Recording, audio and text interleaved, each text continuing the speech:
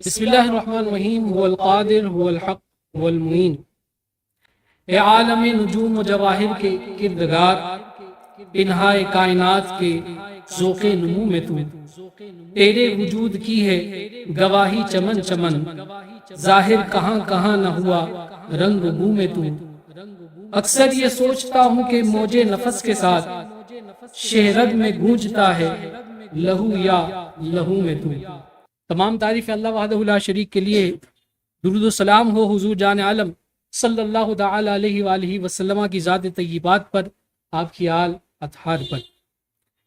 آج ہماری خوش نصیبی کہ ہمارے روحانی دستک یوٹیوب چینل کے خصوصی پروگرام گیت یارم میں خاص الخاص بزرگ تشریف لائے، اور زندگی میں پہلی مرتبہ آپ اس طریقے سے انٹرویو دے رہے ہیں، اور اس پروگرام کا جو ٹائٹل ہے وہ گیت یارم ہے، اور آج ہم نے مدعو کیا ہے آپ کے بزرگان طریقت رحمہم اللہ سے، جو آپ نے خصوصی محبت فرمائی ان کے گیت سننے کے لیے، اور ساتھ ساتھ آپ کی اپنی زندگی کے حالات اور واقعات جو آپ کے مریدین، آپ کے محبین، آپ کے معتقدین جاننا چاہتے ہیں، تو آج ہم ان سے جانیں گے۔ ہم حضور خواجہ صوفی سید عارف الدین شاہ صاحب کو اس پروگرام میں خوش آمدید کہتے ہیں۔ السلام علیکم۔ وعلیکم السلام۔ حضور بہت شکریہ کہ رمضان مبارکہ کی اس بابرکت اور مصروفیت والے اوقات کے اندر آپ نے وقت دیا، اللہ تعالیٰ آپ کو اس کی جزائے خیر عطا فرمائے۔ خصوصی طور پر یہ جو ہمارا آج کا پروگرام ہے، اس پروگرام کا ہم نے ٹائٹل رکھا ہے گیت یارم۔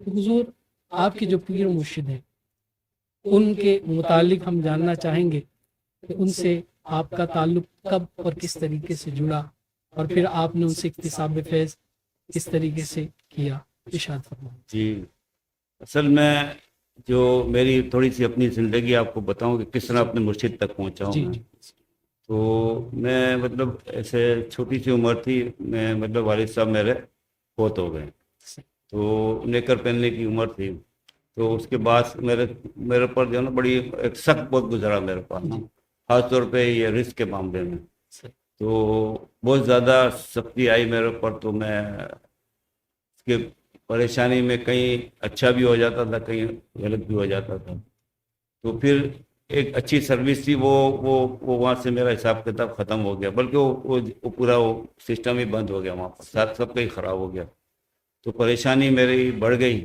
تو میرے جو سسرال والے تھے نا، وہ میرے جو مرشد ہیں وہ ان سے بیت تھے پہلے سے، تو انہوں نے مجھے کہا کہ آپ گھبرائیں نہیں، آپ ہمارے مرشد کے پاس آئیں تو انشاءاللہ کوئی نہ کوئی آپ کا حل نکل آئے گا روزی روزگار کا۔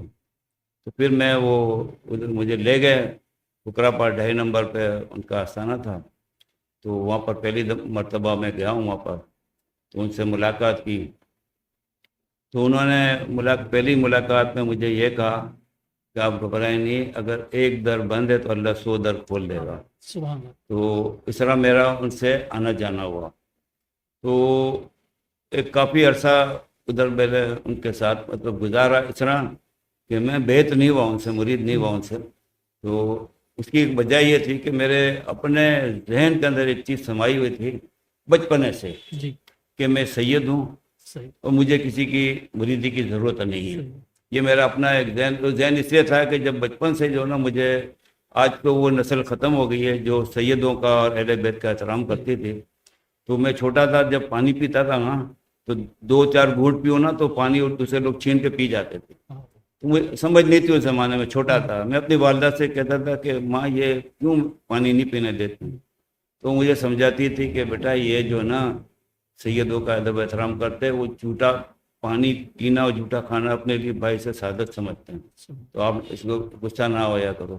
تو میں نے کہا ٹھیک ہے۔ اچھا، یہ ماحول بچپنے سے مجھے ملا، پھر یتیمیں ملی، تو سارے یہ چیزیں دیکھتے دیکھتے بہت سارے واقعات میں اولیاء کرام کے بھی مزاروں سے بھی مجھے بہت سارے واقعات ہوئے، لیکن آپ نے چونکہ سوال کیا کہ مرشد کے پاس کیسے پہنچے، تو میں نے آپ کو وہ بتایا۔ اچھا، مرشد کے پاس جب پہنچے نا، تو ان کو جب پہلی نظر میں نے دیکھا نا، تو اب یقین جانے مجھے ایسا لگا کہ یہ کوئی اور ہی انسان ہیں، مطلب عام انسان نہیں ہے. ان کا ظاہری بھی جو ڈیل لوٹ تھا ماشاء اللہ، اسلامات اور چہرہ مبارک بہت حسین تھے، وہ خوبصورت تھے. اور سب سے بڑی بات، اتنی میری عمر ہو گئی، میں نے جو نا ایسا درویش اور فقیر بندہ نہیں دیکھا سبحان جو اپنے مرشد میں دیکھا. تو میں تقریباً جو ہے نا ان کے محفلوں میں بھی جاتا رہا، ان کے پاس بیٹھتا رہا، لیکن وہ مجھے بڑی عزت دیتے تھے. اگر مرید میں بیٹھو نا، میں پیچھے جا کر بیٹھ جاؤں تو مجھے اپنے پاس بٹھاتے تھے وہ. تو مجھے سمجھ میں نہیں آتا تھا کیوں مجھے بٹھاتے ہیں. لیکن یہ تو اب اس وقت اس میں عمر اس وقت آ کے نا سمجھ آیا کہ اللہ کا ولی جو ہوتا ہے نا، وہ اندر سے انسان کو بھانپ لیتا ہے. چاہے وہ 1000 کا بھی مجمع ہو نا، تو اس کو جو نظر آنا ہوتا ہے نا، اسے نظر آ جاتا ہے. تو مجھے قریب بٹھایا کرتے تھے. تو پھر وہ جو ان کی مریدوں سے یا کوئی درس وغیرہ یا کوئی علاج ولاج وہ سب میرے سامنے کرتے تھے، اور اس طرح علاج کرتے تھے یقین جانے آپ، مذاق اللہ. کبھی بھی انہوں نے اپنا کریڈٹ نہیں لیا کہ یہ میں کر رہا ہوں. بہت سارے واقعات ہیں. میں آپ کو ایک واقعہ ان کا بتاؤں. ایسا ہوا، بہت سارے مرید بیٹھے ہوئے تو میں بھی بیٹھا ہوا تھا، میں ان کے قریب بیٹھا ہوا تھا. تو وہ سلسلے کی اور یہ اولیاء کرام کی یا حضور ہمارے حضور کی باتیں کرتے ہیں. تو وہ خاص طور پر وہ جو نا جو ہمارا مرشد ہے نا، وہ ہمارے دادا مرشد ہے حضرت خواجہ حسن سرکار بھیسوڑی شریف والے. ان سے بہت زیادہ ان کو عشق تھا، اور وہ کہتے تھے آپ کے دادا سے زیادہ بہتر ہمارے تک دنیا میں کوئی جچا ہی نہیں. ان کا یہ الفاظ ہوتے تھے کہ آپ کے دادا سے بہتر ہمیں دنیا میں کوئی نظر نہیں آیا، ان کے آگے کوئی جچا ہی نہیں. وہ ان کا یہ مطلب تکیہ کلام تھا. تو یہ وہ باتیں کر رہے تھے، لیکن میں چونکہ آپ کو بتا رہا ہوں واقعہ، تو ایک واقعہ جو آپ کو بتا رہا ہوں کہ ان کے پڑوس سے میں ایک بچی آئی چھوٹی. وہ کہنے لگی کہ پیر صاحب میری والدہ کے جو نا سر میں درد ہو رہا ہے، آپ پانی پہ دم کر دیں. انہوں نے بولا بیٹھ جا بیٹا، میں بات کر رہا ہوں. وہ لڑکی بچی تھی، اس نے پھر کہا کہ پیر صاحب میری امی کے سر میں شدید درد ہے، آپ جو نا دم کر کے دے پانی. انہوں نے ایسے پھونک مارا، بولے چلے جاؤ. پھر وہ گفتگو میں لگ گئے. تھوڑی دیر بعد پھر وہ بچی آ گئی. وہ کہنے لگی وہ میری امی کے سر سے درد گیا نہیں، آپ دوبارہ دم کر دیں. انہوں نے پھر اس کو بولا تھوڑی دیر بیٹھ جا. پھر وہ گفتگو کرتے رہے. پھر اس بچی نے شور کیا تو پھر انہوں نے پانی میں پھونک مارا، بولے جا پلا دیں. تو پھر وہ گفتگو کرنے لگے. تو پھر کچھ دیر کے بعد وہ بچی پھر آ گئی. کہنے لگی کہ صاحب میری امی کے سر میں درد نہیں جا رہا، آپ کچھ کریں، بہت شدید درد ہو رہا ہے. تو انہوں نے ہمارے مرشد نے اس بچی سے کہا کہ اپنی امی سے پوچھ کر آؤ کہ جہاں سے یہ درد آیا ہے یہ درد وہاں پر بھیج دوں. وہ چلی گئی بچی، پوچھ کر آئی. تو اس نے کہا میری امی کہہ رہی جہاں سے آئے وہیں بھیج دو، میں بہت بہت پریشان ہوں، میرے سر میں شدید درد ہے. انہوں نے بولا لا بیٹا پانی دو. پانی ویسے ہی پھونک ماری، کچھ اور نہیں کیا. بس وہ بچی چلی گئی. پھر ہمارے ساتھ گفتگو میں لگ گئے. کچھ دیر بعد پھر وہ بچی آ گئی. وہ کہنے لگی، اب وہ اس سے کہنے سے پہلے نا مرشد نے کہا کہ اب کیا ہو گیا، اب پھر درد ہو رہا ہے. بولا نہیں، میری امی کے سر سے درد ختم ہو گیا، اب میری دادی کے پیٹ میں درد شروع ہو گیا. یعنی وہ کام اس طرح ہنسی مذاق میں کرتے تھے کہ بندہ جو نا وہ جو سمجھنے والا سمجھے نا، تو وہ کبھی بھی کریڈٹ نہیں لیتے تھے. اگر کسی کا کام ہو بھی جائے نا، اچھا دادا سرکار نے کیا ہوگا، وہ ان کا یہ جملہ ہوتا تھا، دادا سرکار نے کیا. اپنے اوپر کبھی کریڈٹ نہیں لیتے تھے. لیکن میں تقریباً 1.5-2 سال تک ان کو پرکھتا رہا، دیکھتا رہا. تو مجھے نظر یہ آیا کہ یہ اللہ کا زندہ ولی میرے سامنے بیٹھا. یقین جانے مجھے ایسے زندہ ولی جو ہوتا ہے نا، یعنی جو منہ سے کہے وہ پورا ہو رہا تھا. اور ایک دن انہوں نے خود مجھے کہہ دیا کہ وہ فقیر ہی نہیں جو منہ سے کہے اور پورا نہ ہو. فقیری کیا ہے، کوئی ہم سے آ کر پوچھے. انہوں نے یہ لفظ ادا کیے. تو پھر ہمارے وہ خواجہ حسن سرکار کا نا عرس مناتے تھے سالانہ ہوتا.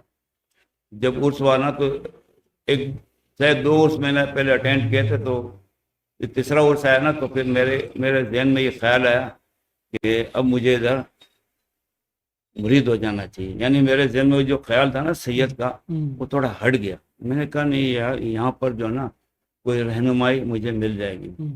تو میں نے ان سے کہا، دوران محفل سما ہو رہی تھی تو ان کے پاس میں گیا تو میں نے ان سے ہاتھوں کو بوسا دیا. میں نے کہا سرکار میں آپ کا مرید ہونا چاہتا ہوں، آپ سے بیعت ہونا چاہتا ہوں. انہوں نے کہا میاں آپ نے 1.5-2 سال صرف اس چکر میں گزار لیا کہ آپ سید ہو، حالانکہ میں نے ان کو کچھ کہا نہیں تھا. تو وہ پڑھ لیتے تھے، دل کو دماغ کو پڑھ لیتے تھے. میں نے کہا سرکار ہے. انہوں نے یہ کہا کہ دیکھو بیٹا سید ہونا اعزاز کی بات ہے، لیکن نکھرنے کے لیے رہنمائی ضروری ہے، بہت ضروری ہے. تو آپ نے اچھا فیصلہ کیا، اور یہ فیصلہ آپ نے دادا حضور کے عرس میں کیا، یہ بہت بہت اچھا فیصلہ کیا آپ نے. پھر میں وہاں پر ان سے مرید ہو گیا. تو پھر میرا آنا جانا ان سے بڑھ گیا. بہت ساری کرامت میں ان کی دیکھتا تھا. جیسے وہ مطلب دم نہیں کرتے تھے، وہ بس بولتے تھے جاؤ میاں کام ہو گیا. یہ بہت زیادہ بڑا مسئلہ ہے، آنکھیں بند کر لی، 10-15 منٹ آدھے گھنٹے بعد جیسا مسئلہ آنکھیں کھول کے بولتے تھے جاؤ میاں کام ہو گیا. تو اگر جس کو بول دے نا کہ اب آپ کا کام نہیں ہو سکتا کہیں سے بھی، پھر وہ کام نہیں ہوتا تھا. یہ بھی میں نے دیکھا. تو بہت ساری چیزیں میں دیکھتا رہا ان کو سمجھتا رہا. تو وہ مجھے جو ہے نا اپنے بہت قریب کرنا چاہتے تھے، لیکن میں ذہنی طور پہ تیار نہیں تھا اس کے لیے، کیونکہ میرے مسائل تھے، گھر کے بچوں کے مسائل تھے، روزی روزگار کے تھے. وہ میرے ذہن میں یہ تھا کہ میں ان چکروں میں پڑ گیا تو پھر میرے گھر میں چولہا نہیں چلے گا. سیدھی اور سچی بات. تو لیکن جب ایک اللہ کے ولی کی نظر جس پر پڑ جائے نا، یہ آج میں اپنے تجربے سے بتا رہا ہوں، پھر وہ آپ اسے جان نہیں چھوڑا سکتے. جیسے اب ایک عام مصرع ہے کہ یہ وہ اسکول ہے جس نے مطلب یہاں سبق یاد کیا تو اس کو چھٹی نہیں ملتی.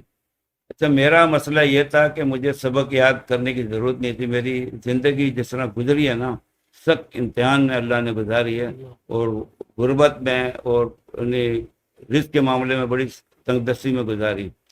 تو لیکن اللہ کا کرم یہ ہوا کہ میں کبھی بھی 2 نمبر یعنی برائی کی طرف نہیں گیا، ایمانداری کے ساتھ. اور بڑی سختی جلی اور بڑے یعنی ایسے بھی مواقع آئے کہ میری ایمانداری دیکھ کر مالکوں نے پوری فیکٹری کی چابی میرے حوالے کی، لیکن میں نے کبھی ذہن میں خیال بھی نہیں آتا تھا، کیونکہ شروع سے میرا ذہن اس قسم کا تھا کہ کوئی غلط کام کروں. اور اتنی زیادہ سختی آئی. آپ کو ایک مثال آپ کو دوں گا. بلدیہ ٹاؤن میں رہائش تھی، تو میرے پاس جو ہے نا کرائے کے پیسے نہیں تھے. میں اس وقت گارمنٹس کا کام کرتا تھا. تو بلدیہ ٹاؤن سے جون کے مہینے میں کورنگی انڈسٹریل کے پیدل جانا اور وہاں پھر چکر لگانا فیکٹریوں کا، اور یہ معمول بن گیا تھا میرا. پھر واپس اسی طرح آنا پیدل، کرایہ نہیں تھا اس لیے اس چکروں میں. تو وہ اس دوران مجھے اور کئی واقعات ہوئے، بڑے ایسے ڈکیت قسم کے بھی لوگ ملے. انہوں نے کہا یار آپ اس طرح گھوم رہے ہو، ساری زندگی گھومو گے، آپ کو کچھ حاصل نہیں ہوگا، ہم آپ کو یہ سامان دیتے ہیں، یہ کرتے ہیں، ابھی چلو یہ آپ سے یہ کام کروا لیتے ہیں، آپ کا پیسہ بہت آپ کو مل جائے گا. میں ان سے کہتا بھائی اگر مجھے یہی کام کرنا ہوتا تو آپ نے مجھے پوچھا کہ میں کہاں سے آیا ہوں اور کس طرح آیا ہوں، تو آپ سوچیں ایسا کام کرنے والا بندہ اتنی مشقت نہیں اٹھائے گا. اس کے ذہن میں یہ ہوگا نا وہ اتنی مشقت اٹھا کے نہیں آئے گا یہاں پر. میں نے کہا اللہ پہ میرا کامل یقین ہے، اس نے مجھے دنیا میں بھیجا ہے تو وہ ضرور مجھے رزق دے گا. اگر نہیں دے رہا تو سمجھو میرا امتحان لے رہا ہے. تو میں نے کہا یہ مجھے منظور ہے سختی، لیکن میں غلط کام کی طرف نہیں جاؤں گا. تو اس دوران بھی میرے ساتھ کئی واقعات ہوئے، لیکن جب مرشد کی رہنمائی ملی نا تو وہاں پر بھی یہی ہوا کہ انہوں نے بھی میرا امتحان شروع کیا. مطلب ان کی آنکھوں میں جچ گیا تھا. تو وہ اب میں اس طرف آ نہیں رہا تھا جس طرح وہ مجھے لانا چاہ رہے تھے. تو وہ مجھے کہتے تھے آپ تاج پہنو، داڑھی نہیں تھی بولا داڑھی رکھو. تو اچھا میں ان کو بولتا تھا سرکار میں نہیں رکھ سکتا داڑھی تھا، کیونکہ جو میں کام کرتا ہوں نا اگر یہ ولیہ بنا کر جاؤں گا تو فیکٹری کے اندر مجھے کوئی گھسنے نہیں دے گا. بولے نہیں آپ کر دو. تو میں ان کی یہ بات ان کی نہیں مانتا. تو گھر کے معاملات ایسے تھے کہ میں کہا نہیں اگر اس طرح وہ آ گیا تو پھر وہ بچے ہیں سب چولہا نہیں جلے گا، پریشانی ہوگی. تو اس طرح وہ وقت چلتا رہا، ان کے پاس جاتا رہا. اچھا اس میں خاص بات یہ ہوتی تھی کہ جب میں کسی اور کو کوئی بندہ مجھے کہے نا اپنے مرشد کے پاس جاتے ہو ہمارا یہ مسئلہ ہے تو یہ حل کرا دو، میرا چلو ان کے پاس. جب ان کو لے کر جاؤ نا وہ مسئلہ ایک ہی دن میں حل. وہ جو کہے نا بس اسے ان کو آنے کی ضرورت نہیں ہوتی. وہ یہ بھی سلسلہ چلتا رہا. تو ایک دن جو ہے نا انہوں نے مجھے کہا میاں آپ یہ بندے لے کر آ جاتے ہو, نے آپ کو کوئی مسئلہ حل کیا؟ میں تھوڑی دیر چپ ہو گیا. میں نے کہا سرکار کوئی بات نہیں, اگر میرا مسئلہ حل نہیں ہو رہا نا, لیکن میری وجہ سے اگر کسی کا مسئلہ حل ہو رہا ہے تو یہ میرے لیے خوشی کی بات. تو اس کے اوپر وہ بہت زیادہ ہنسے. بولا میاں بہت زیادہ آپ سوچ بجھوا لو. میں نے ٹھیک ہے, سختی میں نے شروع سے وہ جھیلی اور آج میں آپ کے پاس آیا بھی اسی لیے تھا کہ سختی سے نکلوں, لیکن سختی میری ابھی بھی جاری اور ساری ہے. انہوں نے کہا جس دن بھوکے سو جاؤ نا میرا آ کے گریبان پکڑ. جس دن اگر بھوکے سو جاؤ نا تو میرا آ کے گریبان پکڑ لینا. اور یقین جانے اتنی پریشانی میں بھی ایسے تو مرحلے بھی آئے میرے پاس کہ دوپہر کا کھانا کھایا تو شام کا میں اب کیا ہوگا, لیکن کوئی نہ کوئی ایسا کام مجھے مل جاتا میں کر لیتا. ایسے نہیں کسی سے مدد نہیں مانگتا تھا, نہ بھیک مانگتا تھا. وہ اپنے کام پہ یقین تھا اور کام کرتا تھا. وہ واقعی آج تک سرکار کے ہمارے دور سے آج تک ایک دن کا بھی فاقہ ہمارے یہاں نہیں ہوا. بچوں کی یہ بچے ہماری یہ سلطان ہے, یہ چھوٹے سے تھے, ان کی تربیت بھی اسی ماحول میں ہوئی. تو اسی طرح ہم بڑھتے گئے. اچھا وہ مجھے یہ چاہ رہے تھے کہ میں تاج پہنوں اور داڑھی رکھوں, میں نہیں رکھا تھا. پھر دیکھو اللہ کا ولی, میں نے آپ سے کہا نا جو کرنا چاہتا ہے نا وہ کرواتا. پھر میرے ساتھ ایسا معاملہ ہونے لگا کہ میری داڑھی نہیں تھی, لیکن مجھے ایسا لگا میری داڑھی ہے. مجھے ایسا لگ رہا جب گاڑی میں بیٹھوں کھڑکی کے اوپر ہوا لگے نا تو مجھے ایسا لگا بال لہرا رہے, میں ہاتھ ماروں کچھ نہیں. اس طرح لگے میں نے سر پہ کچھ پہنا, سر پہ دیکھو کچھ نہیں, بال. میں پریشان ہو گیا, مطلب کیا, میں بہت زیادہ پریشان. گھر بھی آؤں میں نے ٹینشن میں نے یہ عجیب سی چیز ہو رہی ہے میرے ساتھ. تو یہ سلسلہ چلتا رہا. پھر جہاں بھی جاؤں نا کسی کے پاس, جہاں کام کر رہا تھا سب سے پہلے وہاں سے ابتدا ہوئی. وہاں لوگوں نے مجھے, جو مالک تھا نا اس نے مجھے کہا ارے بھائی آپ داڑھی رکھو, آپ کو داڑھی بہت اچھی لگے گی. اس کی اپنی داڑھی نہیں تھی. میں نے اس کو کچھ نہیں کہا, مالک ہے مطلب اچھا بھائی رکھ لیں گے. پھر وہاں جو اور لیبر تھی انہوں نے بھی کہنا شروع کیا. پھر جس جگہ بھی جاؤں پہلی بات وہ مجھ سے یہ کہتا تھا آپ داڑھی رکھو, آپ کو اچھی لگے گی. حتیٰ کہ 2-3 جگہ میری لڑائی ہو گئی اس بات کے اوپر کہ کیوں اکثر وہ لوگ مجھے بولتے تھے جن کی اپنی داڑھی ہے. تو اب میں دماغ میرا گھومنے لگا. میں نے کہا یار مسجد جو ہے نا یہ کام کروانا چاہتے ہیں. اور میرے اپنے ذہن میں یہ تھا کہ کچھ گھریلو معاملات سے, بچوں کی شادی سے فارغ ہو کے نا یہ سارے کام کروں تو میں یعنی ایک وقت دے سکوں اس سلسلے کو, کام کو, اور اس سے بے نیاز ہو کے اپنا کام کر سکوں. تو اب وہ انہوں نے یہ سلسلہ شروع کیا. تو ایک میں نے ایک روحانی لیاری میں تھا علی بلوچ, وہ کوثر بابا ہیں ان کے پاس جاتا تھا. تو اس سے میں نے بات کی, وہ ہمارے گھر آیا تو میں نے کہا یار میرے ساتھ یہ معاملہ ہے کہ داڑھی نہیں ہے لیکن مجھے لگتا ہے داڑھی ہے. سر پہ میں کچھ نہیں پہنتا ہوں لیکن لگتا ہے سر پہ پہنا ہوا ہے. تو اس نے تھوڑی دیر سوچا, پھر مجھے جواب دیا, کچھ کہنے لگا تمہارا پیر ہے نا تو تم سے کام لے رہا ہے. میرا کام کیا لے رہا ہے؟ بولے اس سے آگے میں آپ کو کچھ نہیں بتا رہا, اور جو وہ چاہے گا نا وہ آپ کو کرنا پڑے گا. اچھا بھی دیکھتے ہیں.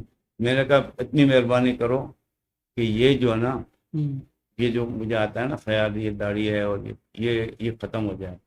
تو اس نے مجھے کہا یار آپ کا جو باطن ہے نا وہ اوپر آ رہا ہے, یعنی ظاہر میں آ رہا ہے اور آپ کو محسوس ہوتا ہے لیکن دنیا داروں کو نہیں پتہ لگتا. تو اس نے میں نے اس کا کہا ایسا حل کرو کہ یہ اندر چلا جائے میرا باطن نا. تو اس نے کہا یہاں پر کون کون سے مزارات ہیں؟ میں نے کہا ولایت علی شاہ ہے, قاسم علی شاہ. تو اس نے کہا چلو میں آپ کو مزار پر لے جاتا ہوں اور یہ معاملہ ان سے حل کرا دوں. وہ گیا تو راستے میں اس نے مجھے اتار دیا, کہنے لگا مجھے شادی بیاہ کارڈ بانٹنے, تو آپ جاؤ اس دربار میں اور یہ میں کہہ رہا ہوں ان سے, تو آپ ان سے جا کے عرض کرو آپ کا معاملہ حل ہو جائے گا. جو اس نے مجھے کہا نا میں نے جا کے صاحب دربار سے یہ رکھی. جب وہ دعا مانگ کر نیچے اترا ہوں نا وہ معاملہ واقعی حل ہو گیا, اپنی باتیں چلا گیا. لیکن یہ سلسلہ شروع ہو گیا کہ ہر بندہ کہنے لگا آپ داڑھی رکھو, آپ داڑھی رکھو. چلو بہرحال میں نے داڑھی رکھی, پھر وہ تاج بھی پہن لیا, سب کچھ کر لیا. تو کہنے کا مقصد یہ ہے کہ آپ اگر جچ گئے ہیں کسی اللہ کے ولی کی نظر میں واہ واہ، تو وہ پھر آپ کچھ بھی کر لیں، آپ اس سے جان نہیں چھڑا سکتے. وہ آپ کو اسی جس جگہ دیکھنا چاہتے ہیں نا اس جگہ وہ آپ کو پہنچائیں گے. تو پھر انہوں نے مطلب یہ سلسلہ شروع کیا اور محفلوں میں میرا آنا جانا ادھر ادھر. پھر انہوں نے مزارات پہ بھی مجھے کہا کہ اگر آپ کو کہیں جانا ہو تو مجھے پوچھ کر جائیں گے، صحیح، یعنی میری اجازت لے کر جائیں گے. تو میں پہلے ویسے ہی جاتا تھا. تو ایک پہلی دفعہ ان کے اس حکم کے بعد جو ہے نا میں سیون شریف قلندر سرکار کے در پر گیا. تو پہلے ان کی اجازت کے لیے گیا ان کے پاس. انہوں نے کہا ٹھیک ہے ہماری طرف سے اجازت. میں وہاں پر گیا. آپ یقین جانیں وہ دن ہے آج میں نے مرشد کو پڑھا ہوگا 27 سال ہو گئے. آج بھی قلندر سرکار کے در پر مجھے جو عزت ملتی ہے نا بندہ اس کا تصور نہیں کرتا. سبحان. تو جو مرشدوں کی جو رابطے ہوتے ہیں اولیاء اللہ سے، وہ میرا اپنا تجربہ ہے کہ وہ پہلے سے آگاہی کرتے ہیں کہ ہمارا یہ بندہ آ رہا ہے یا بچہ ہمارا آ رہا ہے، یہ آپ نے اس کا خیال کرنا. تو وہ سلسلہ شروع ہوا ان کا. تو کئی مزارات پہ جانا، انہوں نے پاک پتن میں آج سے 22 سال پہلے مجھے بھیجا وہاں پر پہلی دفعہ. تو اور میرا پہلا یہ چانس تھا کہ یہ سندھ سے نکل کر پنجاب کی طرف جانا تھا. تو وہ پہلی مرتبہ اس علاقے میں گیا، کوئی نہ واقف کا کچھ. لیکن وہاں پر جو تجلی میں نے بابا حضور کی دیکھی تو میں دنگ رہ گیا. سبحان. میں نے جو کچھ وہاں پر دیکھا، جو کچھ میرے ساتھ ہوا. تو اس زمانے میں جو ہے نا جیسے آج کل تو سکتی ہیں تراشی وغیرہ، اس زمانے میں کچھ نہیں تھا. آپ پورا سامان بھی لے جائیں کچھ بھی لے جائیں تو کوئی روک ٹوک نہیں تھی. تو وہ وہاں پر اتنا کچھ ہر چیز تقسیم ہوتی تھی کہ بندہ حیران ہو جاتا تھا. اور میں ادھر جو نا جسے بڑے ہوتے ہیں نا جن کے جیسے دیوان صاحب ہیں یا اور وغیرہ جو ان کو چلانے والے سسٹم کو اوقاف والے، ان سے تھوڑا دور رہتا تھا. اور کیونکہ میرا معاملہ شروع سے ایسا تھا کہ میں ساری چیزوں دور رہتا تھا اور سارا باطنی کام ہوتا تھا. صحیح، یعنی باطن سے مجھے سب کچھ آگاہی ہوتی تھی. تو وہاں بابا صاحب پہ بھی ایک باطنی والا مجھے سامنے آگے جو ان کی جو نا پیغام رسائی مجھے کرنے لگا. تو وہ مجذوب تھا یا سالک تھا حضور بابا صاحب کے مزار پر جن سے ملاقات ہوئی؟ مزدوری کہتے تھے. اچھا، کیا واقعہ تھا ان کا؟ وہ مطلب مجھے سارے پیغام کہ یہ کہا ہے بابا جی نے آپ کے لیے، یہ کہا ہے وہ کہا ہے، یہ آپ اس طرح کریں اس طرح نہ کریں. وہ آپ سے خوش ہیں. مطلب وہ کوئی بھی بات ہو نا تو وہ کرتے تھے. اچھا میں نے جب پہلی دوسری دفعہ گیا ہوں نا وہاں پر اس کے اندر، تو انہوں نے ایک رسہ کھینچا ہوا تھا. بڑے بڑے پیر صاحب جو ہے نا وہ رسے کے اندر عام پبلک باہر. میں بھی ظاہر باہر کھڑا ہو گیا، مجھے کوئی نہیں جانتا تھا. وہ وہاں پر کوڈیاں جو ہے نا پھینکتے ہیں، کوڈیاں جو بابا صاحب کی رسومات ہیں نا وہ آج بھی چل رہی ہے. ان کی حال جو ہے نا وہ رسم کو آج بھی ادا کر رہی ہے. تو وہ کوڈیاں وہ پھینکتے تھے.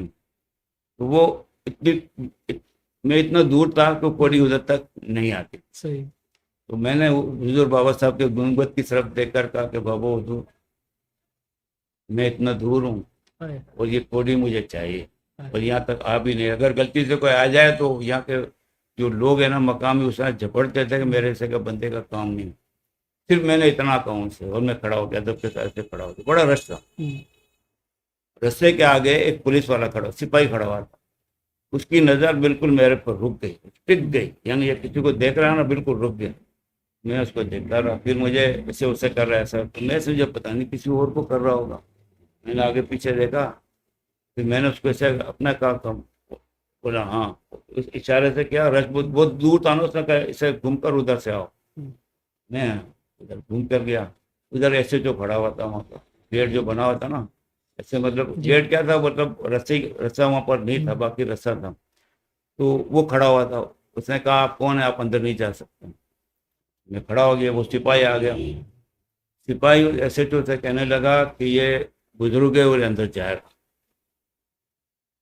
وہ ایسے جو کہنے لگا اس سے بڑے بڑے بزرگ ادھر کھڑے میں تجھے نظر نہیں آ رہے، تو مجھے حکم دے رہا ہے.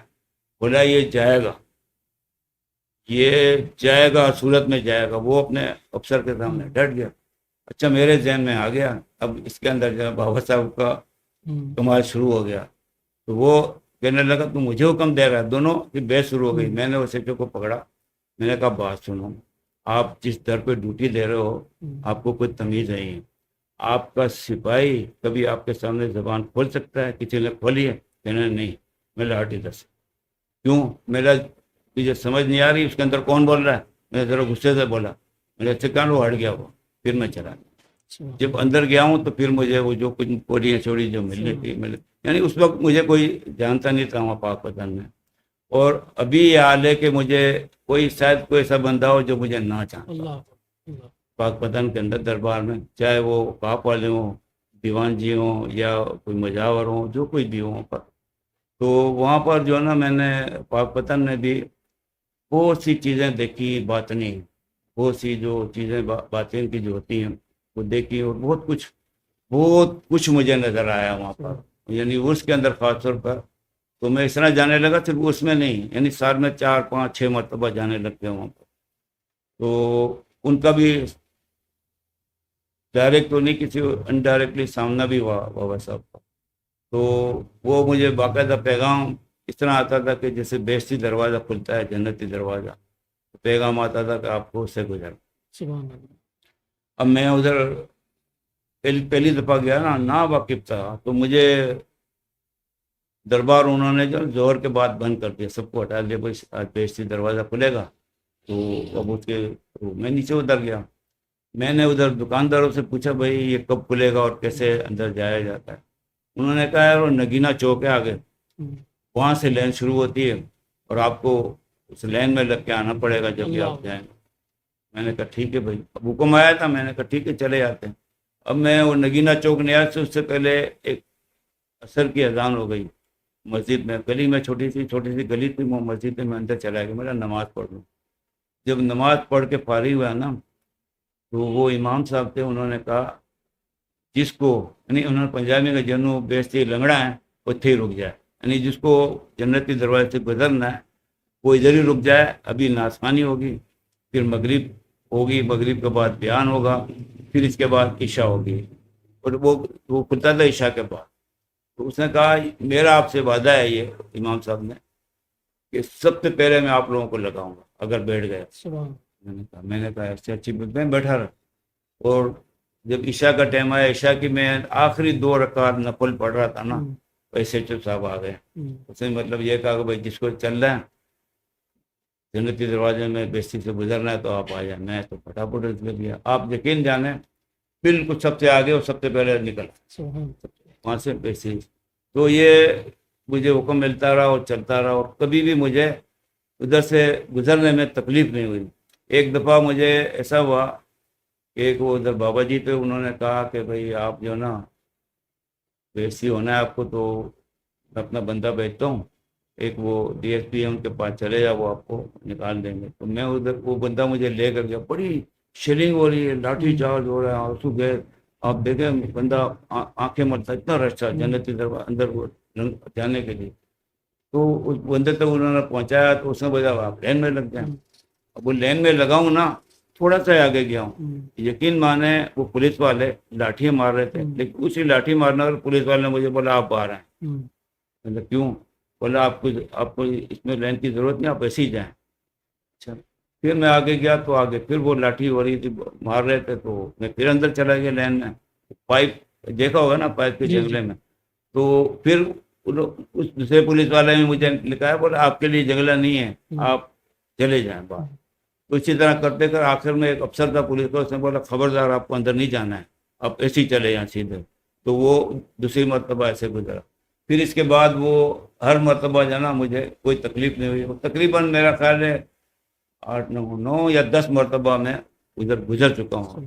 اور اس میں ایک بڑا واقعہ یہ ہوا تھا, ایک دفعہ جب میں گزرا ہوں تو وہاں پر دیکھا ہوگا آپ نے, جو بڑی اسپیڈ سے گزارتے ہیں, تو لاکھوں کا مجمع ہوتا ہے, بڑی اسپیڈ سے. جب میں ادھر گزرا نا, ادھر ایک ڈی ایس پی باہر کھڑا ہوتا ہے گیٹ پہ, اس نے مجھے کہا کہ آپ بابا جی ادھر آپ بیٹھ جائیں سامنے غربت کے آگے. بابا جی بیٹھ گیا. میں نے کہا وہ لوگوں کی مار پیٹ ہو رہی, بغل میں آرام تھا. تقریباً آدھا گھنٹہ بیٹھا رہا, وہ دعائیں مانگتا رہا, اور اتنی خوشبو تھی، اس وقت چادر وادر کچھ نہیں ہوتی، عطر لگا ہوا تھا، خوشبو. تو میں دعائیں مانگتا رہا، جس نے مجھے کہا تھا ان کی بھی دعائیں مانگتا رہا، ان کا شکر ادا کرتا کہ بابا حضور آپ کی بڑی کرم نوازی ہے کہ اتنا لاکھوں کا مجمع اور آپ نے مجھے بیٹھنے کے لیے وقت دے دیا، آپ کی مرضی کے بغیر میں یہاں نہیں بیٹھ سکتا. پھر آدھے گھنٹے کے بعد پھر میں خود ہی اٹھ گیا. تو وہ باہر نکلا تو اسی نے کہا اگر اور بیٹھنا ہے میں نہیں پڑھ سکتا، آپ کی بڑی مہربانی. تو اسی طرح میں وہاں پر اس طرح جنت کے دروازے سے گزرا ہوں. اور وہاں پر جو سما محفل سما جس جگہ ہوتی تھی نا، تو اس کو واضح طور پہ میں اصل میں میری بیٹھنے کی جگہ ایک ہی بن گئی تھی، صابر پیا کو حجرا ہے، ان کے آگے قبریں بنی ہوئی ہیں. میں وہیں جس بابا جی کے ساتھ میری ملاقات ہوئی میں وہیں بیٹھتا تھا. تو وہاں سے جو محفل سما کا منظر میں آسمان کی طرف دیکھتا تھا، آپ یقین جانیں مجھے باقاعدہ نظر آتا تھا کہ آسمان سے نور آ رہا ہے جہاں سما پڑی جا رہی ہے. یہ بخدا میری اپنی آنکھوں دیکھی بات ہے. میں نے بتایا یار ایسا نور آ رہا ہے پر جہاں سما پڑی جا رہی ہے، جو پڑھ رہے ہیں ان کے اوپر. تو میرا اور زیادہ پختہ یقین ہو گیا سما کے اوپر کہ سما واقعی کوئی چیز ہے جو اپنی آنکھوں سے جو میں کچھ دیکھا. پھر میں نے ہمارے بزرگ تھے ان کو بھی یہ بات بتائی. انہوں نے مجھے، وہ بھی آستانہ چلاتے تھے کراچی میں، انہوں نے مجھے کہا یہ آپ کو نظر آتا ہے، ہر کسی کو نظر نہیں آئے گا. یہ بڑی بات ہے کہ اللہ نے آپ کو یہ دکھایا کہ سما. تو مطلب یہ اس طرح کے واقعات بہت سارے ہیں پاک پتن میں. داتا صاحب پہ بڑے واقعات ہوئے ہیں. تو اسی طرح اور مزاروں پہ جہاں جہاں مجھے بھیجا گیا تو واقعات میں داتا صاحب پہ پہلی دفعہ جب میں گیا ہوں نا. اچھا داتا صاحب پہ ایک بات جو میں نے نوٹ کی ہے نا، وہ یہ ہے کہ وہاں قرآن شریف کی تلاوت ہے وہ 24 گھنٹے چلتی. آپ دن میں جائیں، رات میں جائیں، صبح جائیں، شام کو 4 اٹھیں گے تو 8 آ جائیں گے، 8 جائیں گے تو 6 آ جائیں گے. مطلب وہ تلاوت قرآن شریف کی چلتی رہتی. میں پوری رات بیٹھ کر میں نے مشاہدہ کیا. میں نے کہا یہ ان کی پسندیدہ غذا ہے داتا صاحب کی. تو یہ قرات سنتے ہیں صبح سے. تو یہ منظر میں نے دیکھا. پھر ایک دن جو ہے نا اس زمانے میں جب تھا نا، اب تو وہ پوشن الگ ہو گیا خواتین کا اور جینس کا. تو میں ایک دن میں گیا تو میں نے ایک لڑکے کو دی، ینگ لڑکا تھا. تو وہ جو صفائی کرتا ہے نا وائپر چلا، وہ چلا رہا تھا دن میں. باقی سب شلوار قمیض میں تھا، وہ پینٹ شرٹ میں ہوتا. میں اس کو بولا یہ پینٹ شرٹ میں یہ کر رہا ہے. اس کو میں نے اپنے دماغ میں بٹھا لیا. اچھا میں وضو بھی صاحب ہی نا، تو پھر نماز کے تازہ وضو کے لیے جاتا تھا. تو میں ادھر چلا گیا وضو خانے کے پاس. وہ لڑکا نا بالکل میرے برابر آ کر بیٹھ گیا. اچھا میں وضو کر رہا ہوں تو وہ لڑکا مجھے کہہ رہا ہے اس وقت تو ہے، پورے دربار میں تیرے جیسا کوئی نہیں. میں نے اس کو دیکھا، میں نے کس کو کہہ رہا ہے؟ اچھا اور کوئی نہیں تھا. پھر وہ باتیں بتانے لگا، بہت اچھا کر رہا ہے. جو خامی اس نے ایک مجھے بتائی میری، پر سب کچھ کر رہا ہے تو اندر یہ خامی ہے. اچھا میں نے اس کو کوئی بات نہیں کہ سنتا رہا. وضو کر کے میں اٹھ گیا. تو بات رہی کہ دوسرے دن صبح جو ہے نا اس لڑکے کو میں نے کہا اب دیکھوں گا میں اس کو نا کہ یہ خود تھا یا اس کے اندر کوئی اور بول رہا تھا. اچھا وہ جو وائپر لگا رہا تھا میں اس کے سامنے جا کے کھڑا ہو گیا. وہ ایسے ہو گیا مجھے جانتا ہی نہیں. میں بار بار ایسے جاؤں ایسے ہو گیا مجھے جانتا نہیں. پھر میرے دماغ میں آیا کہ اس کے اندر جو جن کو بولنا تھا وہ صاحب دربار. تو پھر ہمارے مرشد کے جو سلسلے تھے نا تقریباً 9 سلسلے، وہ قادری، چشتی، بللائی، حسنی، حسینی، حیدری، قلندری، یہ سارے سلسلے لے کے چلتے تھے. تو مجھے اس حساب سے سب جگہ جانا ہوتا تھا. قلندر سرکار کا بھی میں نے آپ کو کہا کہ وہاں جاتا تھا. تو ایک رنگ ان کا مجھے عطا ہو گیا تھا. جب داتا صاحب جاؤں نا تو جاتا تھا داتا صاحب پہ. وہ ظاہر اللہ کے بہت بڑے ولی ہیں. تو ادھر ایک دفعہ میں گیا نا تو وہ مجاور جو کھڑکی بنی ہے نا وہ کھڑا ہوا تھا. تو مجھے کہہ رہا ہے قلندری ہو؟ میں اس کی شکل میں ادھر سیمنٹ سے آیا ہے. میں اس کو کچھ نہیں کہا. میں نے وہ دعا کی، پلٹ آ گیا چلا گیا. مجھے بڑا عجیب سا لگا کہ مجاور ایسی بات کر رہا ہے کہ قلندری ہے اور قرآن. چلا گیا. بہرحال وہاں سے پھر وہ واپس میں آ گیا کراچی. پھر دوبارہ مجھے لاہور جانا ہوا. پھر میں گیا اس جگہ پر، اسی کھڑکی پر کوئی اور مجاور کھڑا ہوا تھا. میں گیا تو اس نے وہی لفظ دہرایا قلندری ہو. میں نے اس کو کہا میں آپ کا مسئلہ نہیں سمجھا، میں جو کہہ رہا ہوں سمجھو کلندری ہو گیا آپ کلندری، لیکن اس نے کہا داتا صاحب. میں نے کہا بالکل داتا صاحب ہیں، اسی وجہ سے تو میں یہاں حاضر ہوں، اور میں کراچی سے آیا ہوں. میں نے اس کو کہا سمن سے نہیں آیا. پھر وہ چپ ہو گیا، بالکل چینج ہو گیا ایک دم سے. اچھا جی کیا آپ کو کیا چادر سری چڑھانی یہ وہ. تو اس وقت بھی میں نے جج کیا کہ اس کے اندر کوئی اور ہی بول رہا تھا نا، کیونکہ کسی اور سے اس کے وہ سوال ہی نہیں کرتے تھے، بات نہیں کرتے تھے. میں نے کہا کہ شاید یہ مجھے پرکھ رہے ہیں. اب وہ سلسلے اگر زیادہ ہونا تو پھر یہ اس قسم کے مسائل آتے ہیں کہ ادھر گئے تو وہ بن گئے، ادھر گئے تو وہ بن گئے، ادھر گئے تو بن گئے.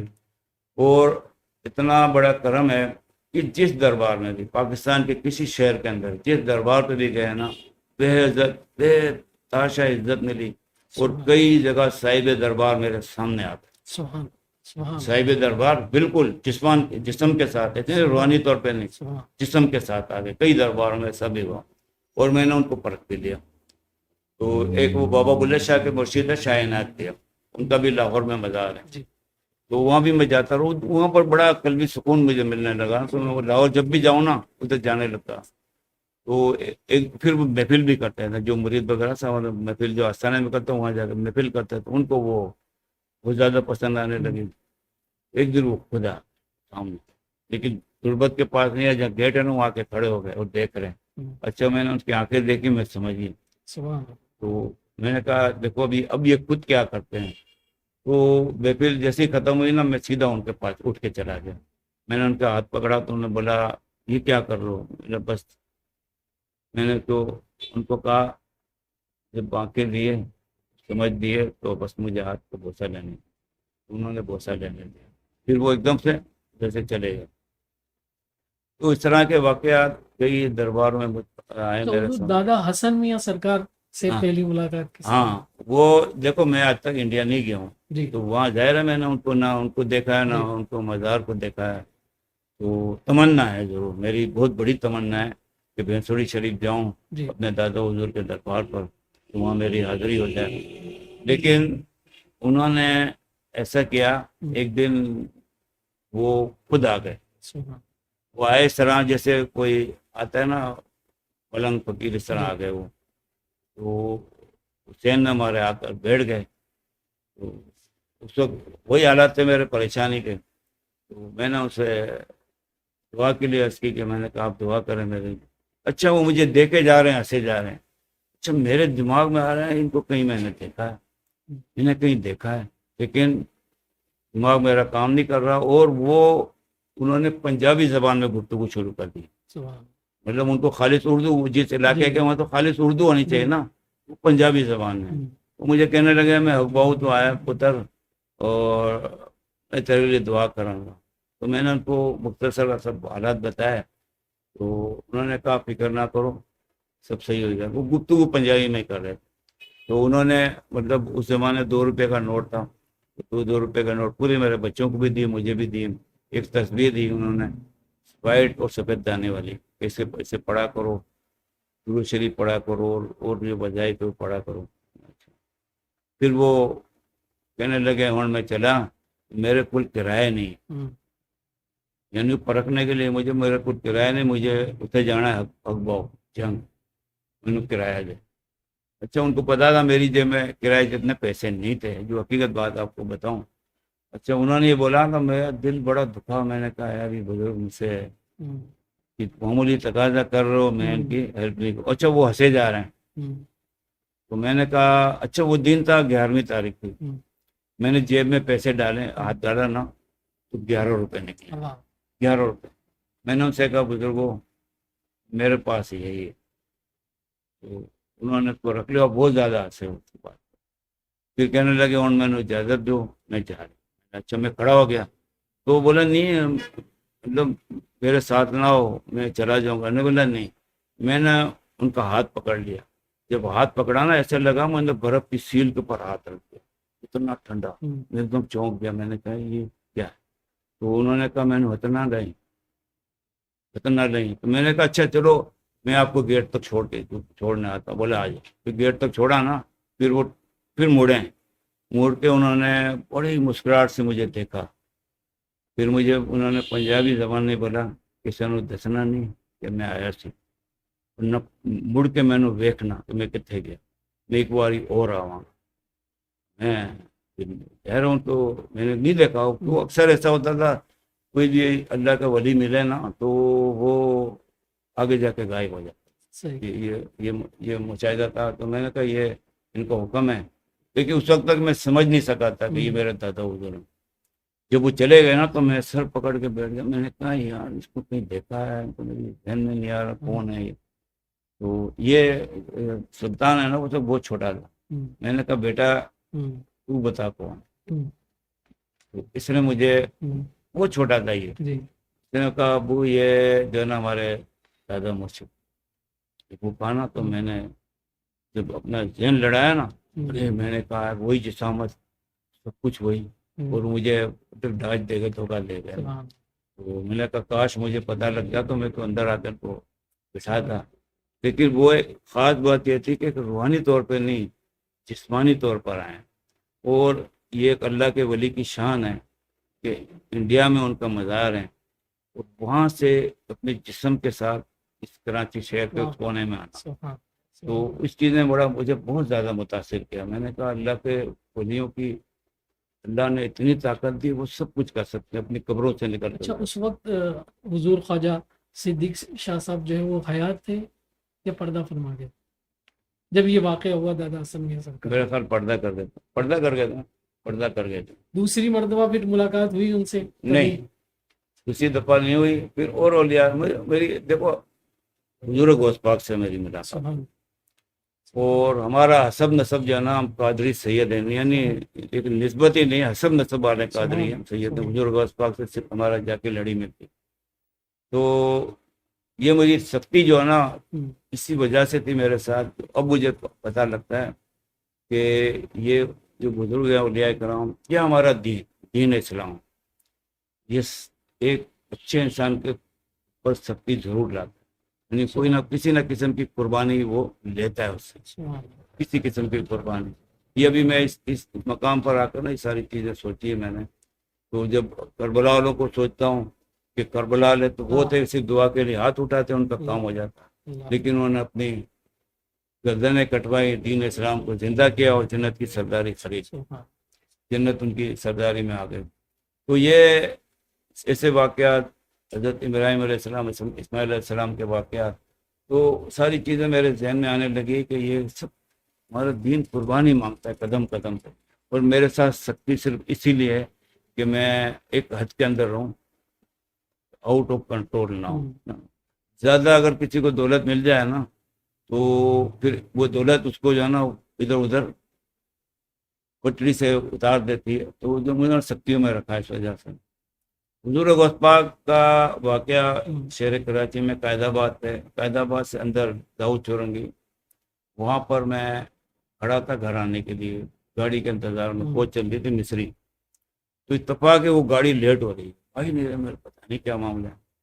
پھر ایک گاڑی آئی, کوئی اور گاڑی, ان میں سے ان کو اترتے ہوئے دیکھا. آپ یقین مانیں پورا سفید لباس, سفید یہ باندھا ہوا ہے, وہ اتنا نورانی چہرہ. میں تو دیکھتا ہی رہ گیا. میں نے کہا یہ اتنا بندہ یہ مسجد میں بیٹھ کر آیا.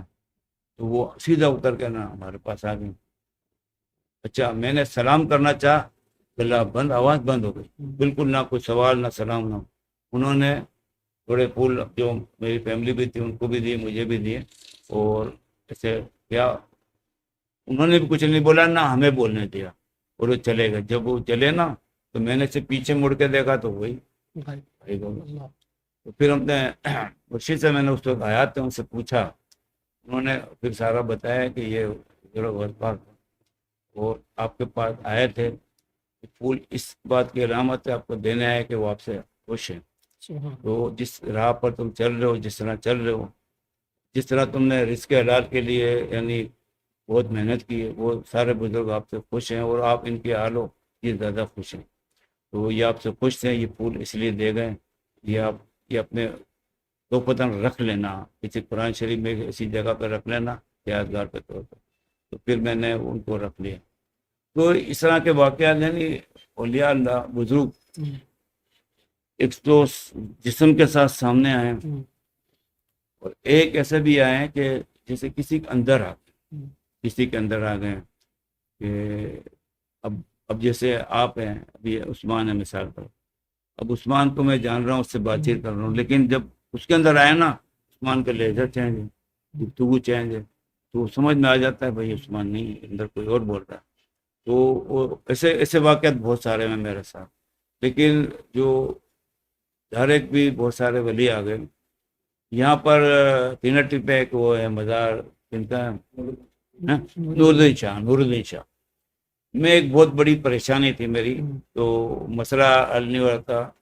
تو ایک بندے نے مجھے جہاں فیکٹری میں کام اس نے کہا یار آپ پریشان نظر آتے ہو کیا مسئلہ ہے. میں نے اس کو مسئلہ بتایا. اس نے کہا چلیں آپ ادھر تینٹی پہ نور الدین شاہ کے در پہ آپ کا مسئلہ حل ہو جائے گا.